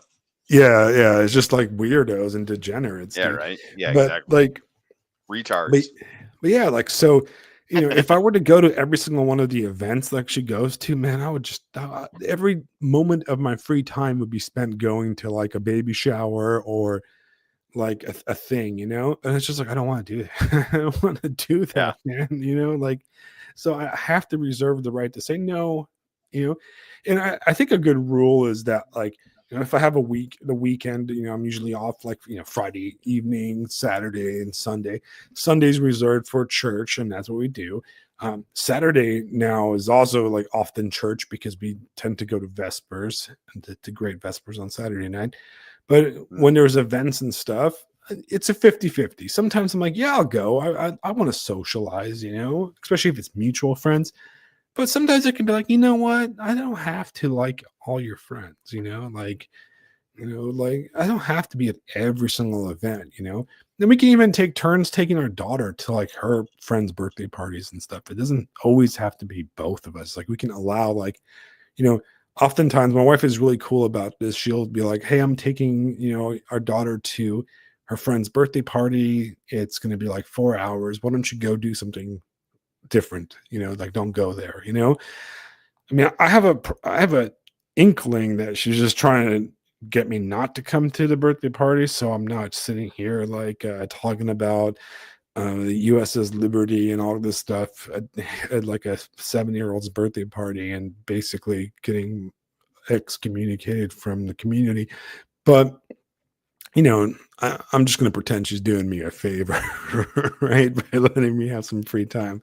But yeah, Yeah. I think that's a big important thing. And I've noticed that I've talked to guys, our age and younger that I'm married, and sometimes they have a hard time with this exact topic where they're like, well, I would come play Arc Raiders with you, but my wife wants to do this and this every night, and it's like, well, hey man, just tell your wife I'm gonna fucking play some Arc Raiders for a little bit, like just give me an hour or two to just do my own thing for a bit. Because man, otherwise you can't do anything. You can't write, you can't read, you can't do anything if your entire adult life is taken up between work and family, right? You need to be able to do stuff. And there's a unhealthy codependent life expectation that we've put on ourselves in a contemporary world that I don't think is good. I don't think it's a good thing to be that codependent sometimes. Yeah. But I don't know.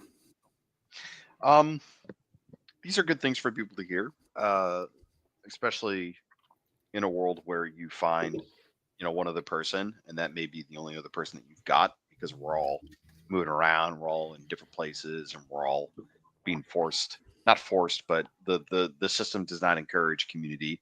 The system does not encourage church. It wants isolated consumers. And, you don't want to overcorrect, basically, I think is what you're trying to say. Maybe in some ways. You don't want to overcorrect. I know for the relationship with my wife, we have a similar kind of understanding where there are certain events like family events or close friend events where we are both going to go together. We've obviously got church, and then we have theater. We're going to be in another show this season, so that'll be fun for us. And that's like built-in, quality time, doing something interesting instead of just watching TV or doing something like that at home. So like that's good. But yeah, we call it fuck off time. Like just I'm gonna fuck off and I'm gonna go just do whatever. Probably play some Fallout, shit post on Substack, read a book. She's listening to a podcast, doing some knitting, whatever. And it's fine. We joke, I've got you for the rest of my life. I can take an hour or two to myself here, and it is what it is. But these things take time too. Like for us, did you notice it's gotten better since you've moved to Charlotte? Since you've moved to where you are, and it's you've made connections and like things are growing. Because like this year is the first year where I feel like her and I have a social life, have social lives apart from each other. But it took a few years for us to make friends and make connections and all that crap.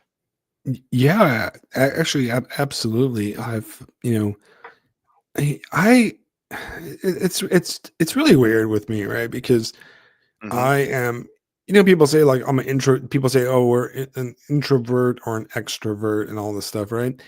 I don't know exactly what you would put me as. I think I'm a limited extrovert, right?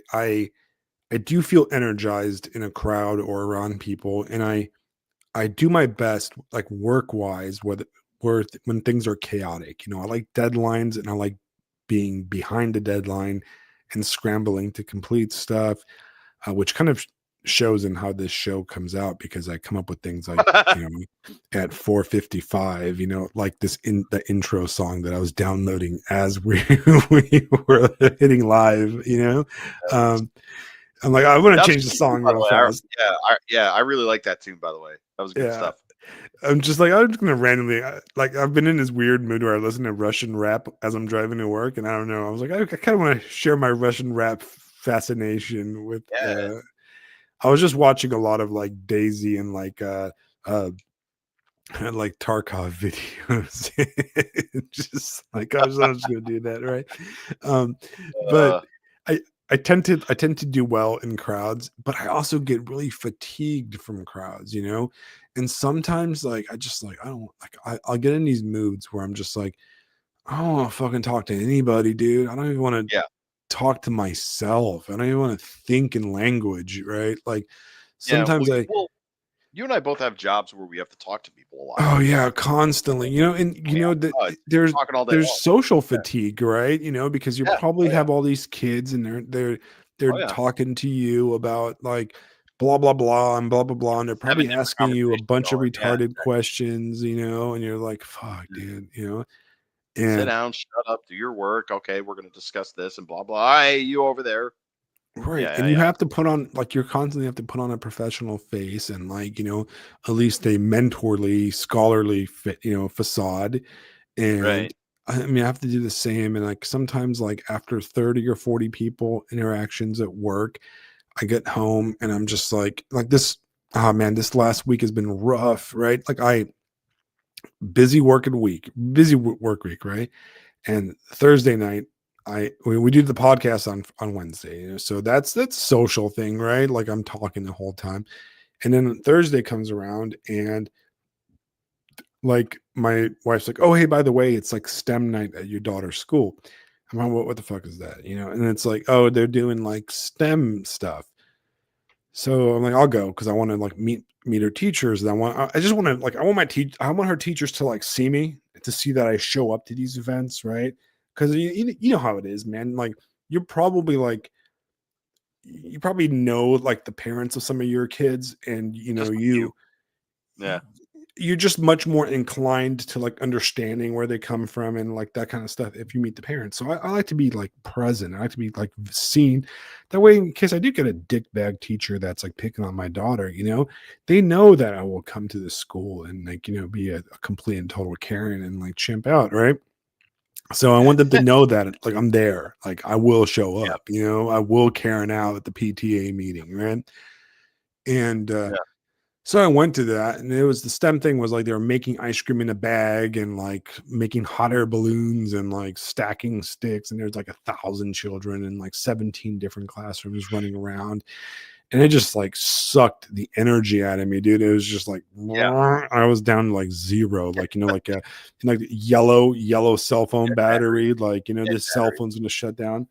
And then Low power you know, mode. yeah, and then we did you know, we rolled right into like Friday, and I feel like I did some other social event on Friday. Like my daughter had her friends over because I was off from work, and they came over after school, and I had a bunch of girls just screeching in my house for like 5 fucking hours, right? And I love having kids over my house. It's like it's wonderful, right? That like I want to provide the reason I own a house is so I can have a kid, so I can have a bunch of kids over so they can play and stuff. But there's so much K-pop Demon Hunter I can listen to before like I want to just yeet myself into a wood chipper, right? And you know, and how many bead bracelets I can wear, which is wonderful. I love it, right? But at the same time, it's like exhausting. And then Saturday comes around, and our church, you know, for our non-Orthodox friends, on the 15th, we are starting the Nativity fast. So we're going to be fasting from the 15th of November all the way to Christmas, right? Like, and that's going to be a long fast, right? Buckle up, Fisto. It's a long one this, you know, and so because of that, they did a kind of like a Thanksgiving feast, right? Like people brought a bunch of turkey, and everybody stayed up. And I was at the church until near midnight on Saturday, right? We're sitting around a fire having conversation, and everybody was there. You know, over 100 people, plus something like 1,000 kids playing soccer, running around and stuff. And it was really fun, but I was drained, man. Like I was just like. And of course, we rolled straight from that into liturgy the next morning. So that was another full day of like being around people. And and that it just my battery, man, it was down to 0. And then Monday comes around, and boom, we have another like dinner date obligation, basically, where we meet up with some. I actually had dinner with our priest and his wife, and it was a great time. But it was a social event, and we were there until like 11 o'clock at night again, and it was just this ongoing like social block that with no break, and I rolled into work.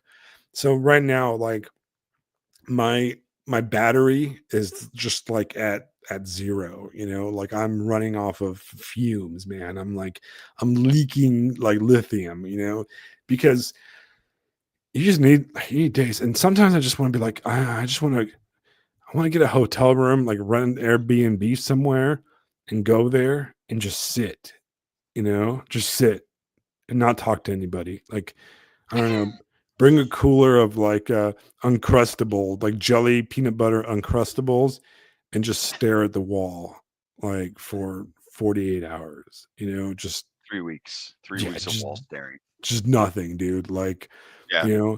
I'll just say the Jesus prayer from sunrise to sundown, like living a See, there monastic you go. life, you know? Bring Xbox for Arc. Yeah. Even that's a lot of work, like I gotta Yeah. tactically plan my raids and stuff, and I gotta figure out how to do things. No, just like it's just exhausting, and like sometimes, like I said, I'm an extrovert. I mean, I wouldn't be doing a podcast live with people calling me gay and stuff if I wasn't an extrovert, right? But it's just it does get exhausting, and you add like family and life, and you're just like, I just want to chill, dude. I just want to do nothing. And that's kind of why we're ending the season right now, actually, because Mhm. and Yeah. we're coming back before Christmas, which is odd. People are like, why don't you come back in 2020 now? Because I want to talk about Christmas. That's why we're coming back before Yeah. Christmas, right? 'Cause Christmas is But great. this is the period that is the most like socially busy, I think, in people's lives. Like Yeah. Thanksgiving, we're going to have a bunch of people over for Thanksgiving, and it's also when you're buying presents, you're setting up decorations, you're putting up your Christmas tree. Oh, it's a good question. When do you put up your Christmas tree? Um, Usually, I'm trying to think because For you it's guys in the actually been a chat, while. tell me in the Yeah. chat when you guys put up your Christmas tree. Um, back home when I was growing up, I want to say we probably did it like the week after Christmas, or not week after Christmas. What the hell am I saying? The week after Thanksgiving, or maybe like that weekend, or like the week after that. You got like you wouldn't want it to be dried out and stuff like that. But Right. yeah, second week of December, or like first week of December. That's typically when we would do it. We had a place by where I grew up where we, go shop, go tramp through the woods and cut down a cut down a tree, cut down a lovely little tree. I have good memories of that. I haven't thought of that place in a long time. But the whole experience, man, of going out, tracking down a tree, walking through the snow, walking through the dirt and the mud and the shit, all the just out there, and then finding the right one and saw that thing down, watching dad saw that thing down. Always a good time carrying it That back. sounds fun. They always had this delicious cider too. Yeah, they had this really hot, spicy cider that they would serve. So when you come back with the tree, it was cider for everybody. Um, but yeah, I think what's great about Christmas is the ritual, Right. is the communal and cultural ritual, and everybody participated. All the lights went up, everybody had the lights. You had that one house in the neighborhood that like totally overdid it every year because the guy was an absolute maniac, and everybody had a great time because he's let's see what's he doing this year, and all the food and all the candy and the snowing and everything, like the snow and everything like that too. I think that's one thing that I do miss in Florida is, when it gets cold, I love how cold it gets, but I don't know when I'm ever going to see a serious snowfall again, but such is my destiny. So, it's Right. whatever. As a new Florida man. Yeah. You Yeah. gotta It's drink that raw whatever. nog. The raw nog, got to chew the nut, drink the old raw nog.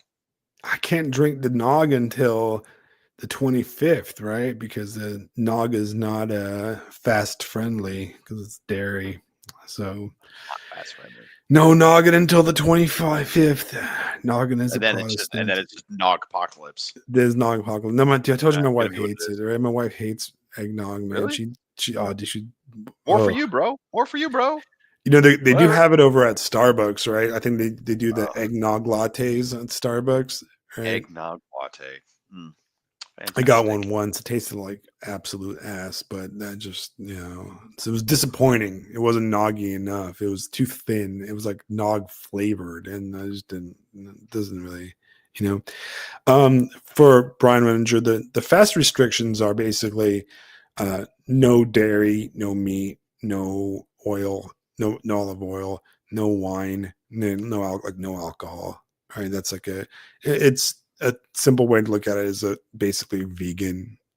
Um, the the way that the restrictions are there's no actual like written down restrictions.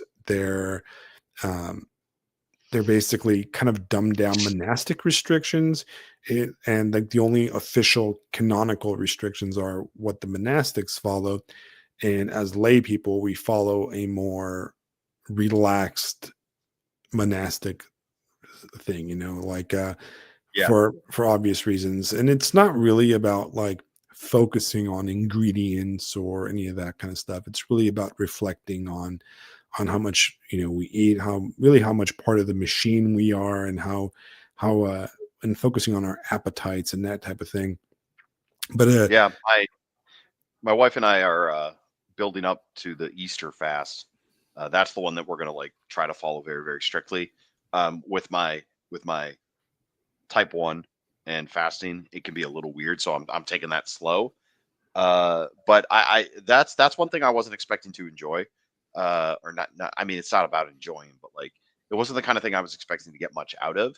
And like the vegetarian and the vegan fasts, like it isn't like Wednesdays and Fridays right now. Those are it's no meat and stuff like that. I actually have enjoyed that. It does exactly what you say. It provides an opportunity for reflection. It provides an opportunity to pause and you know pause in the thing that we do every day. right, I was having a conversation with this older lady. She's in her 60s, and she's really into like different health things and different fasting and stuff. And she was telling Hmm. me that she just does complete and total fast, like water fast, for like 5 to 10 days at a time. Whoa. And it's not just for religious purposes; it's for this thing called, I don't know if you heard about it, cytophagy. Nah, I got no idea. So it's kind of a Joe Rogan-y kind of thing, Oh, I need to unfortunately. read on it, but it's actually very fascinating, right? And its Mm. the idea is that when you stop eating for a certain amount of time, um, your body starts eating away at older cells, right? So by doing that, it triggers new cell growth. So it actually like fixes a lot of like musculoskeletal problems and back pain and that kind of stuff through this kind of like, it triggers like a renewal process basically, you know and Ooh. some of the theories are it explains how like you have a lot of those like 100-year-old like Japanese people walking around and stuff because they're just eating very restricted diets, or they like, and Right. it kind of forces them to, keeps their body kind of young basically. And it's really interesting. I'm kind of like, maybe I should just strictly like, I'm thinking of doing like days where a friend of mine, real close friend of mine, and he's a young guy that goes to my church. He's talking about, he's thinking of doing the Wednesdays and Friday fasts, like just doing those as water fasts, like more like monastic style water fast, and he wants to try that out, like, and I'm like, well, that's pretty hardcore, bro. But I mean, uh, it's interesting. I'm curious to how you'd feel like that. I mean, I wouldn't do it if I were you, Fisto, because of your Yeah. No. diabetes, right? But Yeah. uh, I'm always curious. Like, I wonder what it would feel like. I wonder what it feel like to just not eat for like 3 days completely. Just Yeah. have water and like black It's coffee. it's so strange. There was one day. Oh, when I was sick few weeks ago. I had like 3 days where I didn't particularly eat anything, but I had to keep on like a kind of a steady stream of, not a steady stream, but like Gatorade, just to kind of keep the blood sugar, stable. And what I found interesting is I could kind of do it. I want to go slow, right? And I mean, I was sick, so like ate a little here, ate a little here, right? But I do want to slowly ramp up and try it legit. But it'll be extra science projecty, so that'll be fun. But Yeah, like I think I'm gonna do that. I think I'm gonna do like try to aim for a 48 hour, 72 hour, like just strict no food, just water and coffee. Let me look this up real fast. oh, that's reminded me of something. I don't know. All right. You know what? I'm just gonna go for it. What's one of the worst things that I've ever had to do as a diabetic too. So this is either gonna be like way too much TMI or it's gonna be funny as shit. But have you ever had to have a colonoscopy? No, I'm not old enough. Yeah, so I had to have one a while back. A lot of it had to do with anxiety, and I was working at the startup and whatever, but they were just checking something out, right? But you've got to drink this powder, this stuff to clean you out, right? And Like a it's like a contrast or not a contrast, like a whatever it is. But like the sheer amount of Gatorade I had to drink was just horrifying. And my endocrinologist like switched the insulin dosages, right? So I'm watching that. I'm watching my numbers. At like one point, my blood sugar's still like 250. I've got like a third of this bucket just chugging Gatorade out of a bucket, right? Ugh. Dude, like fasting and like alternative diets, it's that experience that like pops into my mind when I talk about this stuff with people, and I just go, because you just, when you don't feel well, like after eating or like a lack of eating, diabetes just cranks that up, and you just get into this. It's really difficult to explain, but it is this funk, just it's Ugh. off. Like you ever wake, like whenever I wake up with high blood sugar, I never slept well. I'm always pissed off. Like I wake up, I have rage dreams, and then I wake up 5 minutes before my alarm goes off. My blood sugar's at 170 or whatever. I'm just like, son of a fucking bitch. It's just funny how that affects somebody and like how it affects your mood and like shifts you this way or shifts you that way. Right. Last night I had a pretty bad low. One of the best parts about diabetes is that you get to pound a candy when you get really low. It's medicine. But you get high and it's so weird, man. So basically what I'm I saying just think of I think of Michael Corleone in like Godfather 3 as he's like popping the candies because he's got the beatus. Yeah. But basically, I'm expecting that once I get into like proper orthodox fasting, I'm expecting static visions. That's what I'm saying. I'm expecting static. Yeah. That the reason for my disease will be revealed, and I will be given the secret of how to kill the machine. Yeah. So no, I'm kidding. That's no. Prelist. All right. What's that?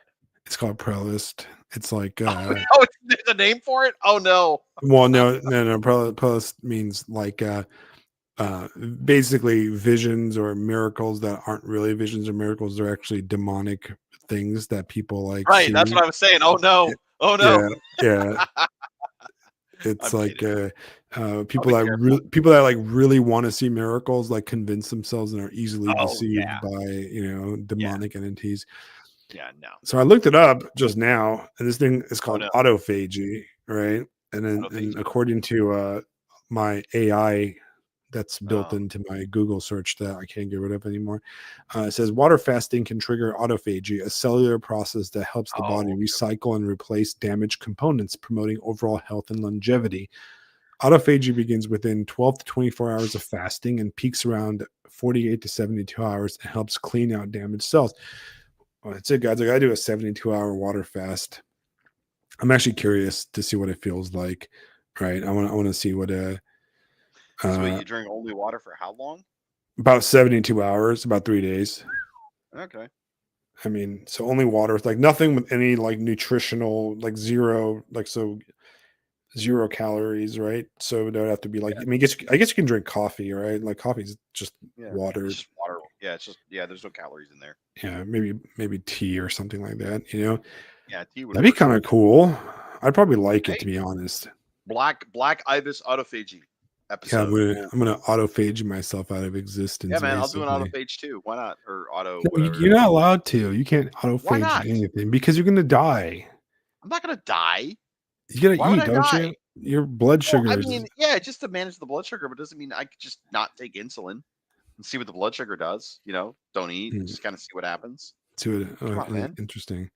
Yeah, Yeah, be man. careful. I do what I want over here, okay? I take This it. is not this kidding. podcast, and anybody on this podcast is not giving anybody medical advice, and we are not responsible for your self-induced medical Nah, man, listen, trauma and psychosis. my A1C is a 5.7, so all y'all can get fucked. All right, I know exactly what I'm doing. It'll be fine. It'll be fine. Or I'll die, and you'll just need to get a new podcast host, someone who's better looking and charming, more charming than me. So it'll work out. Of course, Yeah, I mean, I'm not gonna. No, I mean, like, it's interesting though, right? Like, how cool would that be though? Like, what if I transcend like space and time through just self-induced starvation? Like, how long can a human last with just? How long can you last like without eating? Like, I mean, those guys that were like in prison camps and concentration camps and stuff, they're like living off of like water soup basically for like months and years, right? Like those guys that were doing Trail of Tears. What we got to do is get Jasper in on this and then do a poetry slam after we've done 3 days of 5 years of autophagy, the starvation haiku. Yes, I'm just right, exactly. Yeah.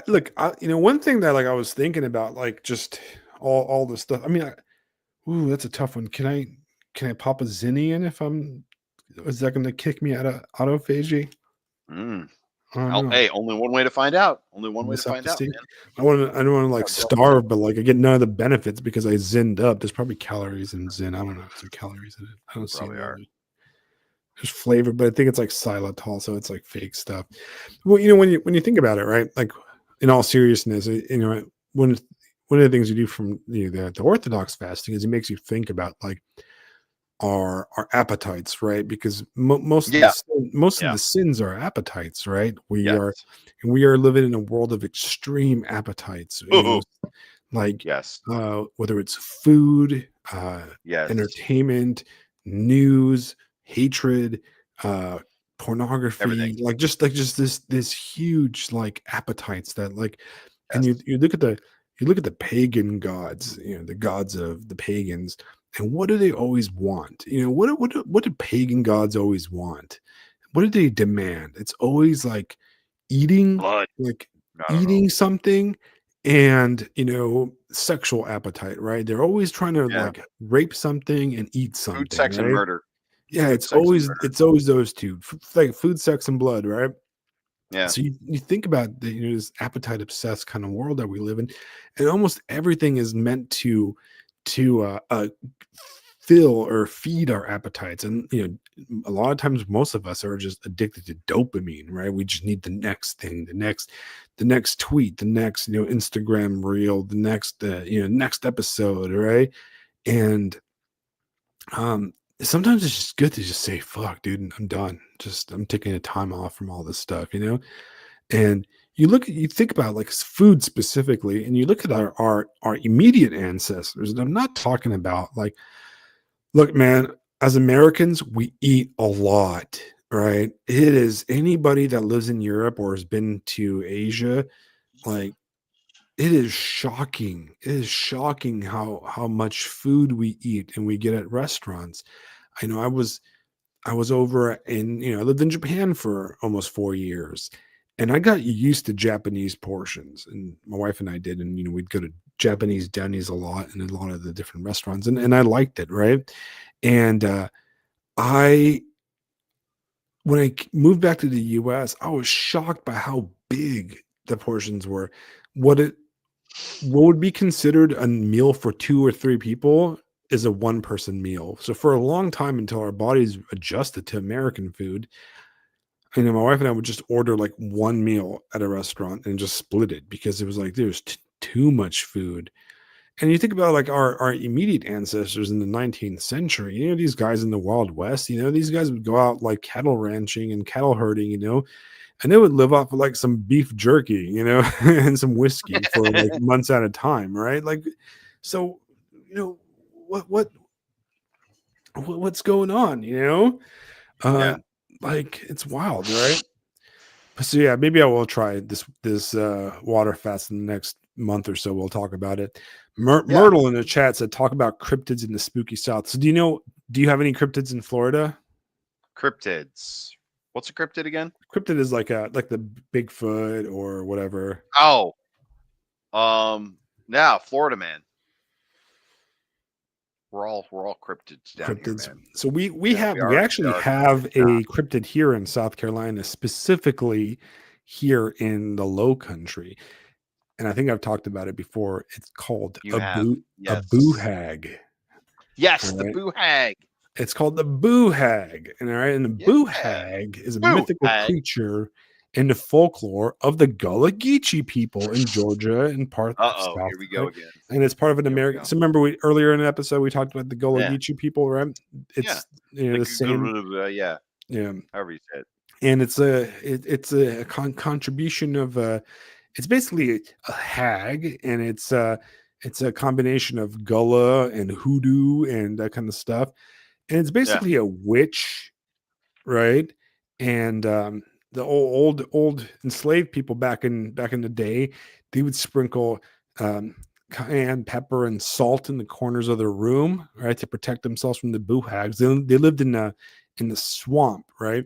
And also, what you see here, and you actually see it here all the time to this day, all over South Carolina, is the color haint blue. Have you guys ever heard of haint blue?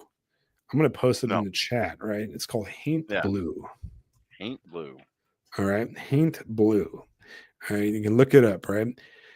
And haint blue is for those guys that aren't near a computer and aren't looking it up. This color. Yeah. Okay. It's like a pale blue kind of color. And if you're in the South and like in Charleston, Savannah, anywhere in this area, a lot of there's the houses out here have yes, they do. Brian, I was gonna say, Brian beat me to it. Brian says, don't they paint houses that color? They do, but they don't specifically paint the houses, the whole house that color. They paint the ceilings of the porches that color. That is a color that gets painted in the ceilings of the porches, right? And the reason they do that is because haint blue tricks boo hags, right? Or haints, and haint is like a haunt. It's just like a slave like Gullah word for haunt, right? Like a ghost spirit, right? And that blue color is supposed to basically trick the ghosts and demons and boo hags that come and suck your breath away, and it keeps them from coming into your house if you paint your house that color, right? Yes. So that's why you'll see that as the traditional color of a lot of houses in Charleston, Savannah, where I live, right? The other thing that it is very connected with the boo hag and the haints of the swamp is the bottle tree. Do you guys know what a bottle tree is? No. What's that? I'll look it up. It's called a bottle tree, right?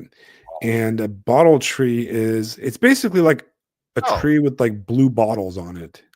Yeah. Have you ever seen those before? I think so. Yeah. Oh, one of these. Yeah. Okay. Yeah.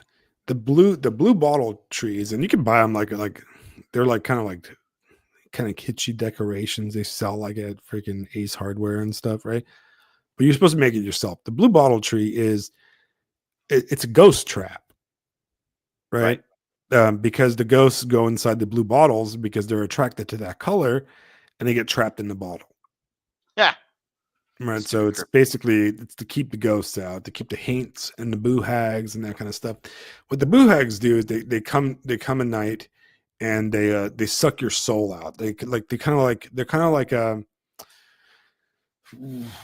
they roll inside like your house and they start sucking your air out of your body, you know, and they're kind of like a Sandman type, you know, and they ride you. You're sleeping in bed, then they're on top of you, you know, and according to Wikipedia, an expression sometimes used in South Carolina is "Don't let the hag ride you." Uh, growing up and going at bar hopping, I was always told, "Don't ride the hag," but you know, that's just my life, right? But in South Carolina, the hag rides you if you don't have the Haint Blue on your porch. So that's like Yeah. the only like real spirit we have over in South Carolina. I mean, look, everything here is haunted, right? Like Hmm. I don't, for people that have never been to the South or specifically to the Low Country, you can just walk through like the marsh out here, and every other like 30 feet, you're gonna trip over like an old gravestone that's like 300 years old, right? There's like Yeah. tiny, like little like cemeteries everywhere, right? And if you drive 14 miles from here, you can go to the huge cemeteries in Savannah, and I'm sure you guys have all seen the cover to that book and that movie, Midnight in the Garden of Good and Evil. It's like the picture of the angel holding like the kind of like the two like tray, like it's like two little plates or something. It's a Mm. little girl I holding can't two think of it. plates. And if you like actually go back like 3 episodes, one of the cover art is an angel, but it's actually a mausoleum statue from the cemetery out here in Savannah. And there's tons of cemeteries. And you can spend, man, you can go to Savannah and walk around the cemeteries, and you can spend all, if you're a history guy, you can spend all day in the cemetery because there's all these Civil War guys buried there. There's all these Revolutionary War people buried there, and there's just crazy 19th century tombs that people built, and it's just just fascinating. It's probably the second there's like I feel like there's like three big like, cool cemeteries in the country, not in counting like the military cemetery in DC. That one is one of them, but you've got the ones in Louisiana, like in New Orleans. You've got like what's that one called? What is the big one in Louisiana called that everybody talks about? The Uh, big cemetery. yeah, in Louisiana, that everybody is always a big. I can't think of it. I decided to look up Everglade cryptids real quick, and while we try to figure that out, I actually hadn't heard about this. The skunk ape. Oh, what the hell is that? Yeah, apparently it is. It kind of looks like a Sasquatch creature, like a Sasquatchy looking creature, a big giant ape. But apparently it smells like super, super, super, super bad. So Ew. it's smelly Sasquatch is what it is. And then So that's a Florida cryptid. yeah, apparently that's the Everglades skunk ape, which would be the one down near me. I'm closer to the Everglades than not. So Hmm. yeah, it's probably that. Fun. I'll have to ask the kids at school. I got a few You wouldn't think long it's like time some like long half time man, residents. half alligator, like some kind of were alligator or something like that, Yeah. a were catfish or something like that. Oh, check this out. Everglades skunk ape field research guide. Hmm. Here we go. Here we go, boys. All right, hold on. I'm gonna drop this puppy in chat. Oh, come on. Let me link it. Atlas Obscura. Here we go. All right. Oh, this is gonna be a cursed link, but I don't care. Here we go. And paste and enter. All right, copy paste. Go take a look. The Everglades Skunk Ape Research Field Guide. I actually, guys, when you look at that picture, I just doxed myself, so you guys can see what I actually look like. That's a link that a boomer would post. Yeah, I know. Well, you know what? Screw you, man. Hold on. Let me see if I can find something better. Skunk ape. Skunk ape images. Oh, here we go. This is some quality stuff. Oh God, Yeah, let me see. it just Yeah, let me looks like see. a swamp Bigfoot. That's what I was saying. Yes, swamp Sasquatch or swamp Bigfoot. That's all it is. That's not even cool. Yeah, and It- just maybe like because it's Florida, the most normal thing about Florida is the skunk ape, and the skunk yeah. ape's like scared of Oh, like here. Florida This is a man. great picture. I don't know who these guys are, but I'm gonna go ahead and dox myself again. You guys can decide which one of these guys is me. So it's a little more. It's a little less cursed. And I don't know Let's what the see. one guy's holding. But maybe it's skunk ape droppings or something. This I mean, is gonna be stupid. oh, that David Shealy. David Shealy. Yeah, this is the expert. This is the expert down here. It just looks like a Uh, gorilla. yeah, it's just a giant smelly gorilla, but it's in the Everglades, so it's fine. Yeah, that's Oh, funny. Everglades City. That's funny. You know, we do have a Monkey Island here in South Carolina, like right off the Look at this. coast. Yeah, Wait, it's hold on. actually like Actual quote. Hold on. Actual quote. The skunk ape has 4 toes, and a lot of Bigfoot researchers don't like that. What? Okay. what? It makes no sense. Who cares? It's Florida, man. Florida, man. So Good there, times. okay. Google Monkey Island, South Carolina. All right. Monkey. Oh, I've heard of this. Monkey Island. Yes. Yeah, that's actually in Beaufort County, South Carolina, and that's where I live. I live in Beaufort County, South Carolina. All right, Beaufort County. and Beaufort County. it is a island known for its population of rhesus Monkeys. monkeys. Right. Yes. Wait. Wasn't there a thing about these recently where they were like Yeah, nuclear monkeys or something? They escaped. Right. So they were Yes. basically like testing monkeys that like they test Yeah. like I don't know syphilis on or something like that. They like give them They test syphilis or COVID on them. something. They test COVID on them. And you're not Super allowed to COVID. go.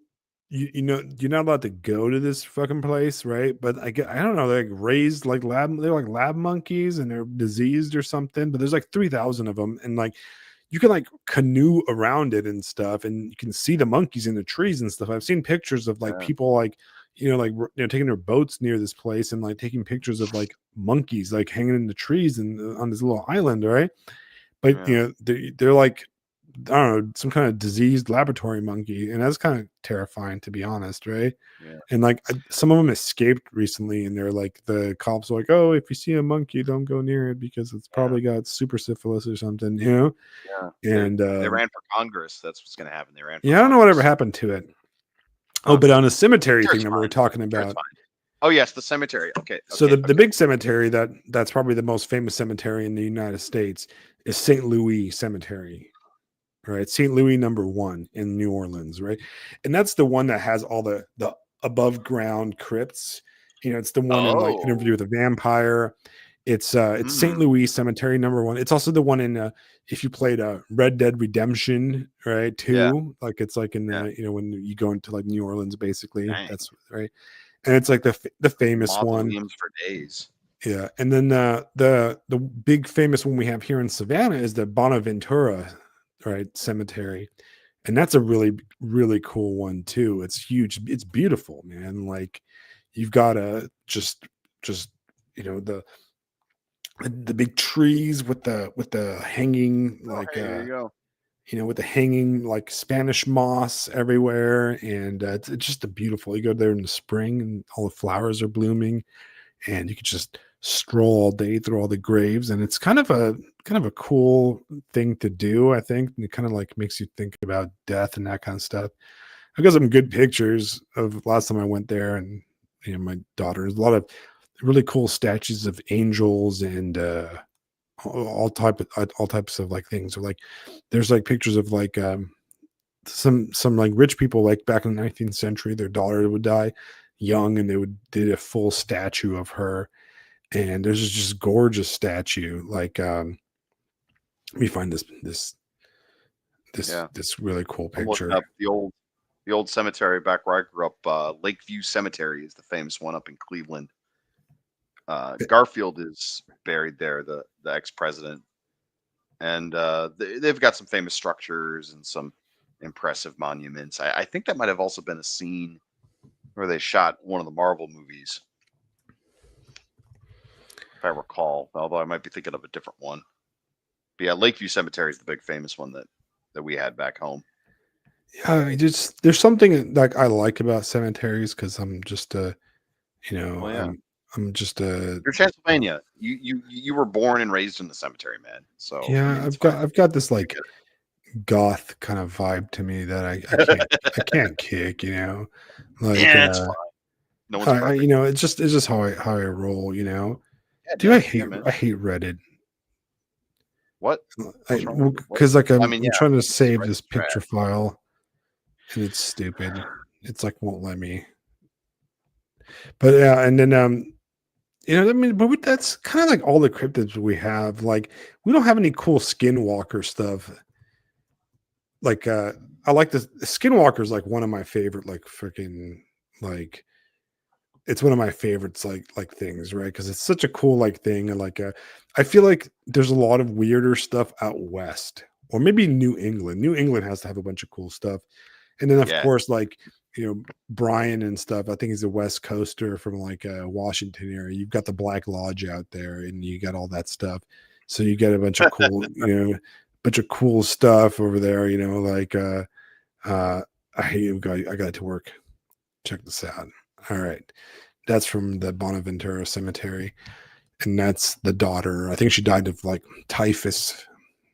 And they sculpted her. It's just such a cool picture. Like, it's statue. It's just this like it's so sad, you go and you look at her name and like she like only lived to be like 17 or 20 something. And there's all these like stories about her, and people like always leave like weird like voodoo shit all over all these these statues. It's like really weird. Like look at that gate in the background. You've got like a saint kind of like guarding this gate to like eternity. Oh, yeah, there you go. It's just pretty cool, and it's like in a marsh. Yeah, and that's like about 15-minute drive from where I live. I just assume that everything is haunted. So like I don't think we have that lady's going to talk to you about being there after dark. Yeah, if you're hanging out in midnight, this you're, girl's hanging out. She's dancing and making a flower leaf at midnight. No, this lady's making you a permanent fixture in the cemetery. Right, like we're hanging out with her until the end times. Right, and what's interesting is like we don't like. I feel like we don't have a lot of cryptids in that kind of way. I'm looking it up.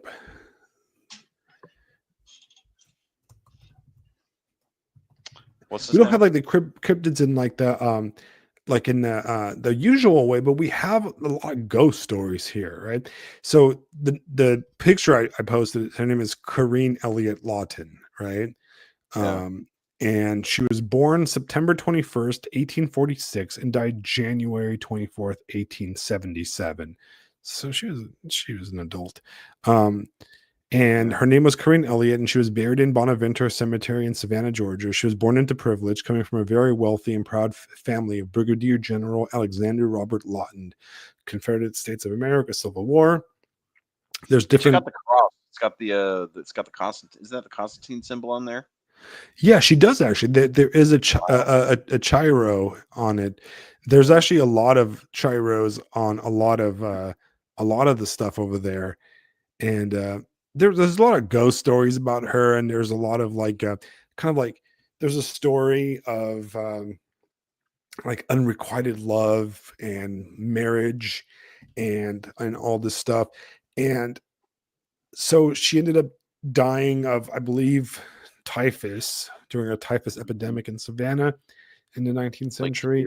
And her father commissioned a sculptor named Benedetto Civiletti from Palermo, Sicily, to create her statue. I mean, how cool is that, right? Like, how cool is that? That like, I wish people still did that. Like rich people, or I mean, like, that'd be great if I could do that, but I'm not rich, right? Like, like that wouldn't podcast money, we're gonna immortalize you into marble. Yeah, like how cool! Like God, if I if, like like how cool is that they like spent all that money to just like immortalize their daughter, forever, for all eternity. Well, Yeah, as long as the stone lasts, right? As long as the cemetery is there. long time. It'll be a And long time. you've got this like, just this beautiful statue, and they're all long dead, man. They're over what, nearly 200 years now, right? And it's just really freaking wild to me, 150, but yeah, Yeah, that is that's just wild. That's very cool. right. And We'll have to it's do like we'll have to do a cemetery episode where we broadcast live from Lawton's. Just kidding. Let's not do that because we'll end up cursed. right. But Publius Americus in the chat says, that would require the rich to believe in hereafter, and that's true, and that's Yes, the truth, that's why we don't have nice things anymore. we don't have nice things anymore, and it goes back to our episode earlier this year where we talked about, Il Magnifico, right, the Medici, right, of how rich people used to leave lasting things, and they used to leave things that were beautiful or intelligent or meaningful for culture, for society, for their own families. But now they don't do any of that. They're just a bunch of just rootless degenerates that don't really do anything for anybody, include even themselves. And it just says a lot about our culture. Now, I will add that another really cool cemetery is actually on the West Coast, and that is the Hollywood Forever Cemetery, right? And that is in Hollywood, California, and it's the cemetery where all like the golden age, silver age movie stars are buried. That's where like Lucille Ball is buried, and all those people are buried. And to connect it to the podcast, it is the cemetery that what's his name goes to and sleeps in because he's all high and drunk in beneath the Silver Lake. Yeah, right, and that's called Hollywood Forever. And that's a really cool cemetery in Los Angeles. It's one of the only like kind of like there's a few cool spots in Los Angeles that have a little bit of history. But anyways, hold on real quick. America Still Enjoy. We did a whole episode on that film, Under the Silver Lake. yes. That was a great episode, by the way. That was a lot of fun. Yeah, if you guys haven't listened to any of our movie episodes, we've done a few, and I'm gonna do a lot more next year. We did Under the Silver Lake. There's been 3 movie episodes we've done. Okay, we've done Under the Silver Lake. We did The Great Beauty, and we did Lost in Translation. Lost in Translation was my first movie episode. And it was actually with a special guest, very important guest. And it was actually my wife, because that's her favorite movie. So that's right. Yeah. We did a spur of the moment episode where we did it like at midnight. I think we watched a movie, like, we've seen it a million times. It's one of my favorite movies, but we watched it like at 10:30 after we put our daughter to bed. And then we watched the whole movie and then drank a bunch of wine and like talked about it for like 3 hours. And it was a funny episode. I don't think I dialed the audio in very well on that one because it was difficult to do 2 people around the same mic, and I had to set my mic to like surround sound, kind of pick up the sound. Yeah. But Lost in Translation, great movie, great soundtrack, and it's awesome. Ooh, I just got an idea. It'd be fun. Let's try to do Big Trouble in Little China with Librarian. Oh yeah, he loves that movie. Wouldn't that be cool? Yeah. I don't know why that occurred to me. Yeah, let's do that. He wrote one of the best posts on that movie. Yeah. Yeah. It's one of the best. It's one of the best posts on Substack. Period. Yeah, hands down. Publius Lost in Translation does have that Jesus and Mary chain song at the very end. It's the going away. It's the end of the movie when he whispers something in her ear, and then she walks away, and that's when the Jesus and Mary chain song comes on. Soundtrack is really good to that movie, and like if you've never seen it, like it's funny because like people in real life, I'm hanging out with people and they're like, man, you see a lot of movies. You're like a movie guy. I guess I'm like a movie guy. I do know a lot of movies. I've seen a lot of movies, and I have a lot of opinions on movies. I got very peculiar taste though. So some people like I when I recommend a movie, it's a movie I really like, but they're weird. You know what I mean? Right? Like my taste in movies is like my taste in books. It just sometimes it can be a little bit out there. I really love like Under the Silver Lake. And some people like I recommend to some people and they watch it and they're like, oh, I don't get it. And I'm like, well, it's because you're dumb. But I'm just joking. It's because it's a weird movie, okay? No, It's it's like accurate. No, it's accurate. yeah, it's a good movie. It's great. It's hilarious. It has some of the best like one lines in it, and it's just full of craziness. That movie is like you're not even sure what it's about. The movie's kind of like this podcast where you're like, what is this movie about? What is this podcast about? What are they going on about? I feel like that rant he has in his bathtub while he's skunked and he's talking to his little girlfriend who's dressed as like in her lederhosen outfit. Her and I feel like that's just me constantly. I'm just like going like, well, you gotta connect. Well, hold on. So that makes me the chick in the lederhosen then, right? Is that how No, that that's works? Lisa. That's Lisa. No, I'm joking. Okay. All right. That's their listener. They're like, it okay. smells really bad in here. We're gonna leave now. No, you know what? No, I'm the skunk. I'm the skunk. That's what I am. No, you're the comic book guy, the guy that's drawing the owl. Oh no. All right, I accept it. I accept my fate. Or maybe you're the Coyote Bum King. The coyote. Ooh. All right. You know what? Yeah. That's kind of the Gandalf of the picture, so I'll take it. It just show up. Kind of the show wandering up. monk shows up the right moment and changes give everything. instructions. Everything's changed. Dude, it's such a good movie, and I feel like a lot of people haven't seen it, and they're missing out on like a fantastic movie. Are. So if you really enjoy that movie, if you enjoy movies, I highly recommend you watch I highly recommend you watch Lost in Translation. Probably the best movie written and directed by a woman, in my opinion. Yes. It's by Sofia Coppola. And then if you enjoy really weird esoteric movies that came out recently and are very like topical to today's conversations, I recommend Under the Silver Lake, a movie that nobody has seen besides people I've made to watch. And and he's like, why do you have dog biscuits in your pocket, you psycho? You know, he's like, well, because I had a dog once. And that's absolutely normal, you know. It's great. I made the comment in chat, but I really believe it's a liberating film. Once you see the trick, you can't unsee it, and then it just goes, oh, everybody's a pagan retard. Perfect. And then just all of a sudden everything snaps and makes sense. Right. You know, rock and roll is the gods, right? It's all Hollywood, it's all New York, it's all TV, it's all movies, it's all film. It's just, oh, perfect. Done. Understand all the things. The Kid Detective is very similar to Silver Lake. It's another really weird movie. Man, I also, of course, if you be wild. Sorry, I just had this idea. Like the movie's totally not appropriate. I wouldn't be able to get away with it. But I'd love to do like a film club where we watch Under the Silver Lake and then use Understanding Media as like like a combination class or like some kind of art and media kind of thing, and use that as like the final exam or something. Yeah, you just make him watch the random ideas I have. Make him watch the Kubrick movie. What's it called? Eyes Wide Shut. Eyes Wide Shut. Yeah. And be like, listen, the whole point of this movie is that even though he's a doctor, he's still at the bottom rungs of society, and everything's run by pedophiles. And Kubrick died as it got premiered. No, it's just funny how that works. Funny how that works, right? Sure, it's nothing.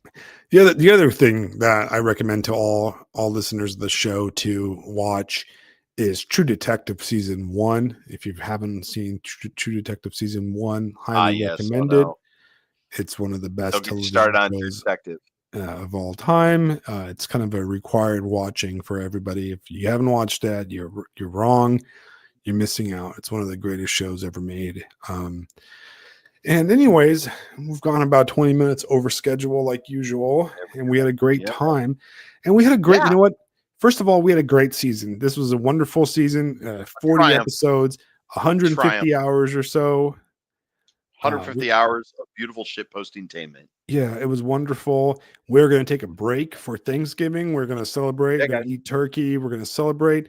And we'll be back mid-December. We're going to probably come back strong with some guests. We're probably going to do that, we're going to watch some movies. We're going to read some books. We're going to have some great guests. And I have my inbox is filled with people like, "Can I come on your show? Can I come on your show?" And I'm like, yeah, I just don't have the energy to catch up on reading right now, and I would not do you justice. It's very exclusive how we do it, where we just ignore people.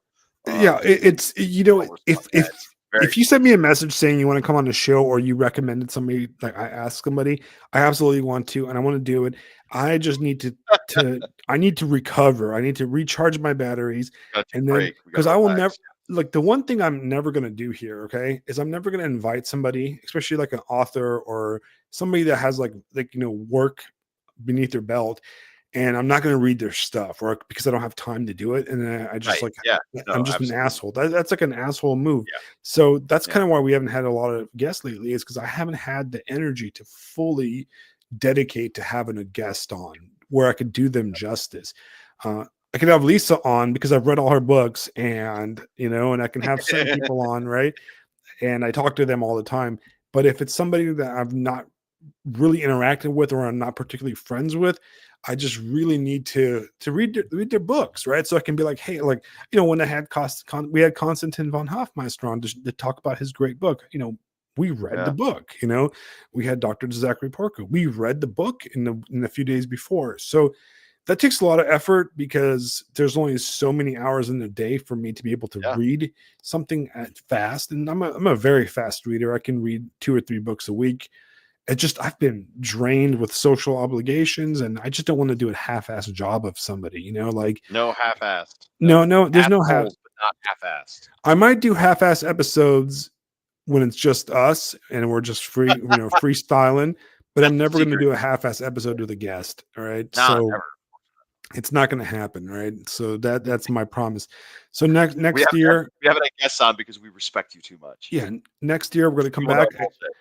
We're not going to be gone very long. We say like we're gone for like ever, but we're actually going to be gone for like 3 weeks, right? I think in a decade after our travels in the Orient.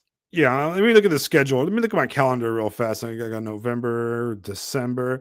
Realistically, we'll probably be back December 10th or December 17th, right? Perfect. Probably December 17th, like the third week of December, the week before Christmas vacation and stuff. We'll talk about Christmas. We'll talk about nativity. We'll talk about all that stuff. We'll catch up. So until then, guys, I love you very much. Please like, share, and subscribe. I know all you guys already subscribed. You guys are awesome. But please like, share, and subscribe. Send me show ideas. Send me all kinds of stuff. Keep up on Substack. Without doing the podcast, I might actually be able to write some stuff on Substack. I might use this podcast time to write some. I have like 30 essays started. The problem is I started an essay, and by the time like I'm ready to like post it, it's like no longer pertinent and irritates me, or like the topic irritates me. So I'm just like, I don't want to talk about this, Right. Like last time I wrote a lot was during the pagan drama. And I wrote a bunch because my wife was out of town. So it was just me by myself, just like creeping, like I'm just gooning by myself in the house, and then I'm like, okay, I can sit here and argue with pagans until 4 a.m, but I'm not doing that when my family's in town. All right, guys. Have a wonderful Thanksgiving. Make sure you spend time with your family and prepare yourself for Christmas and all that fun stuff. I love you guys very much, and we will see you in December.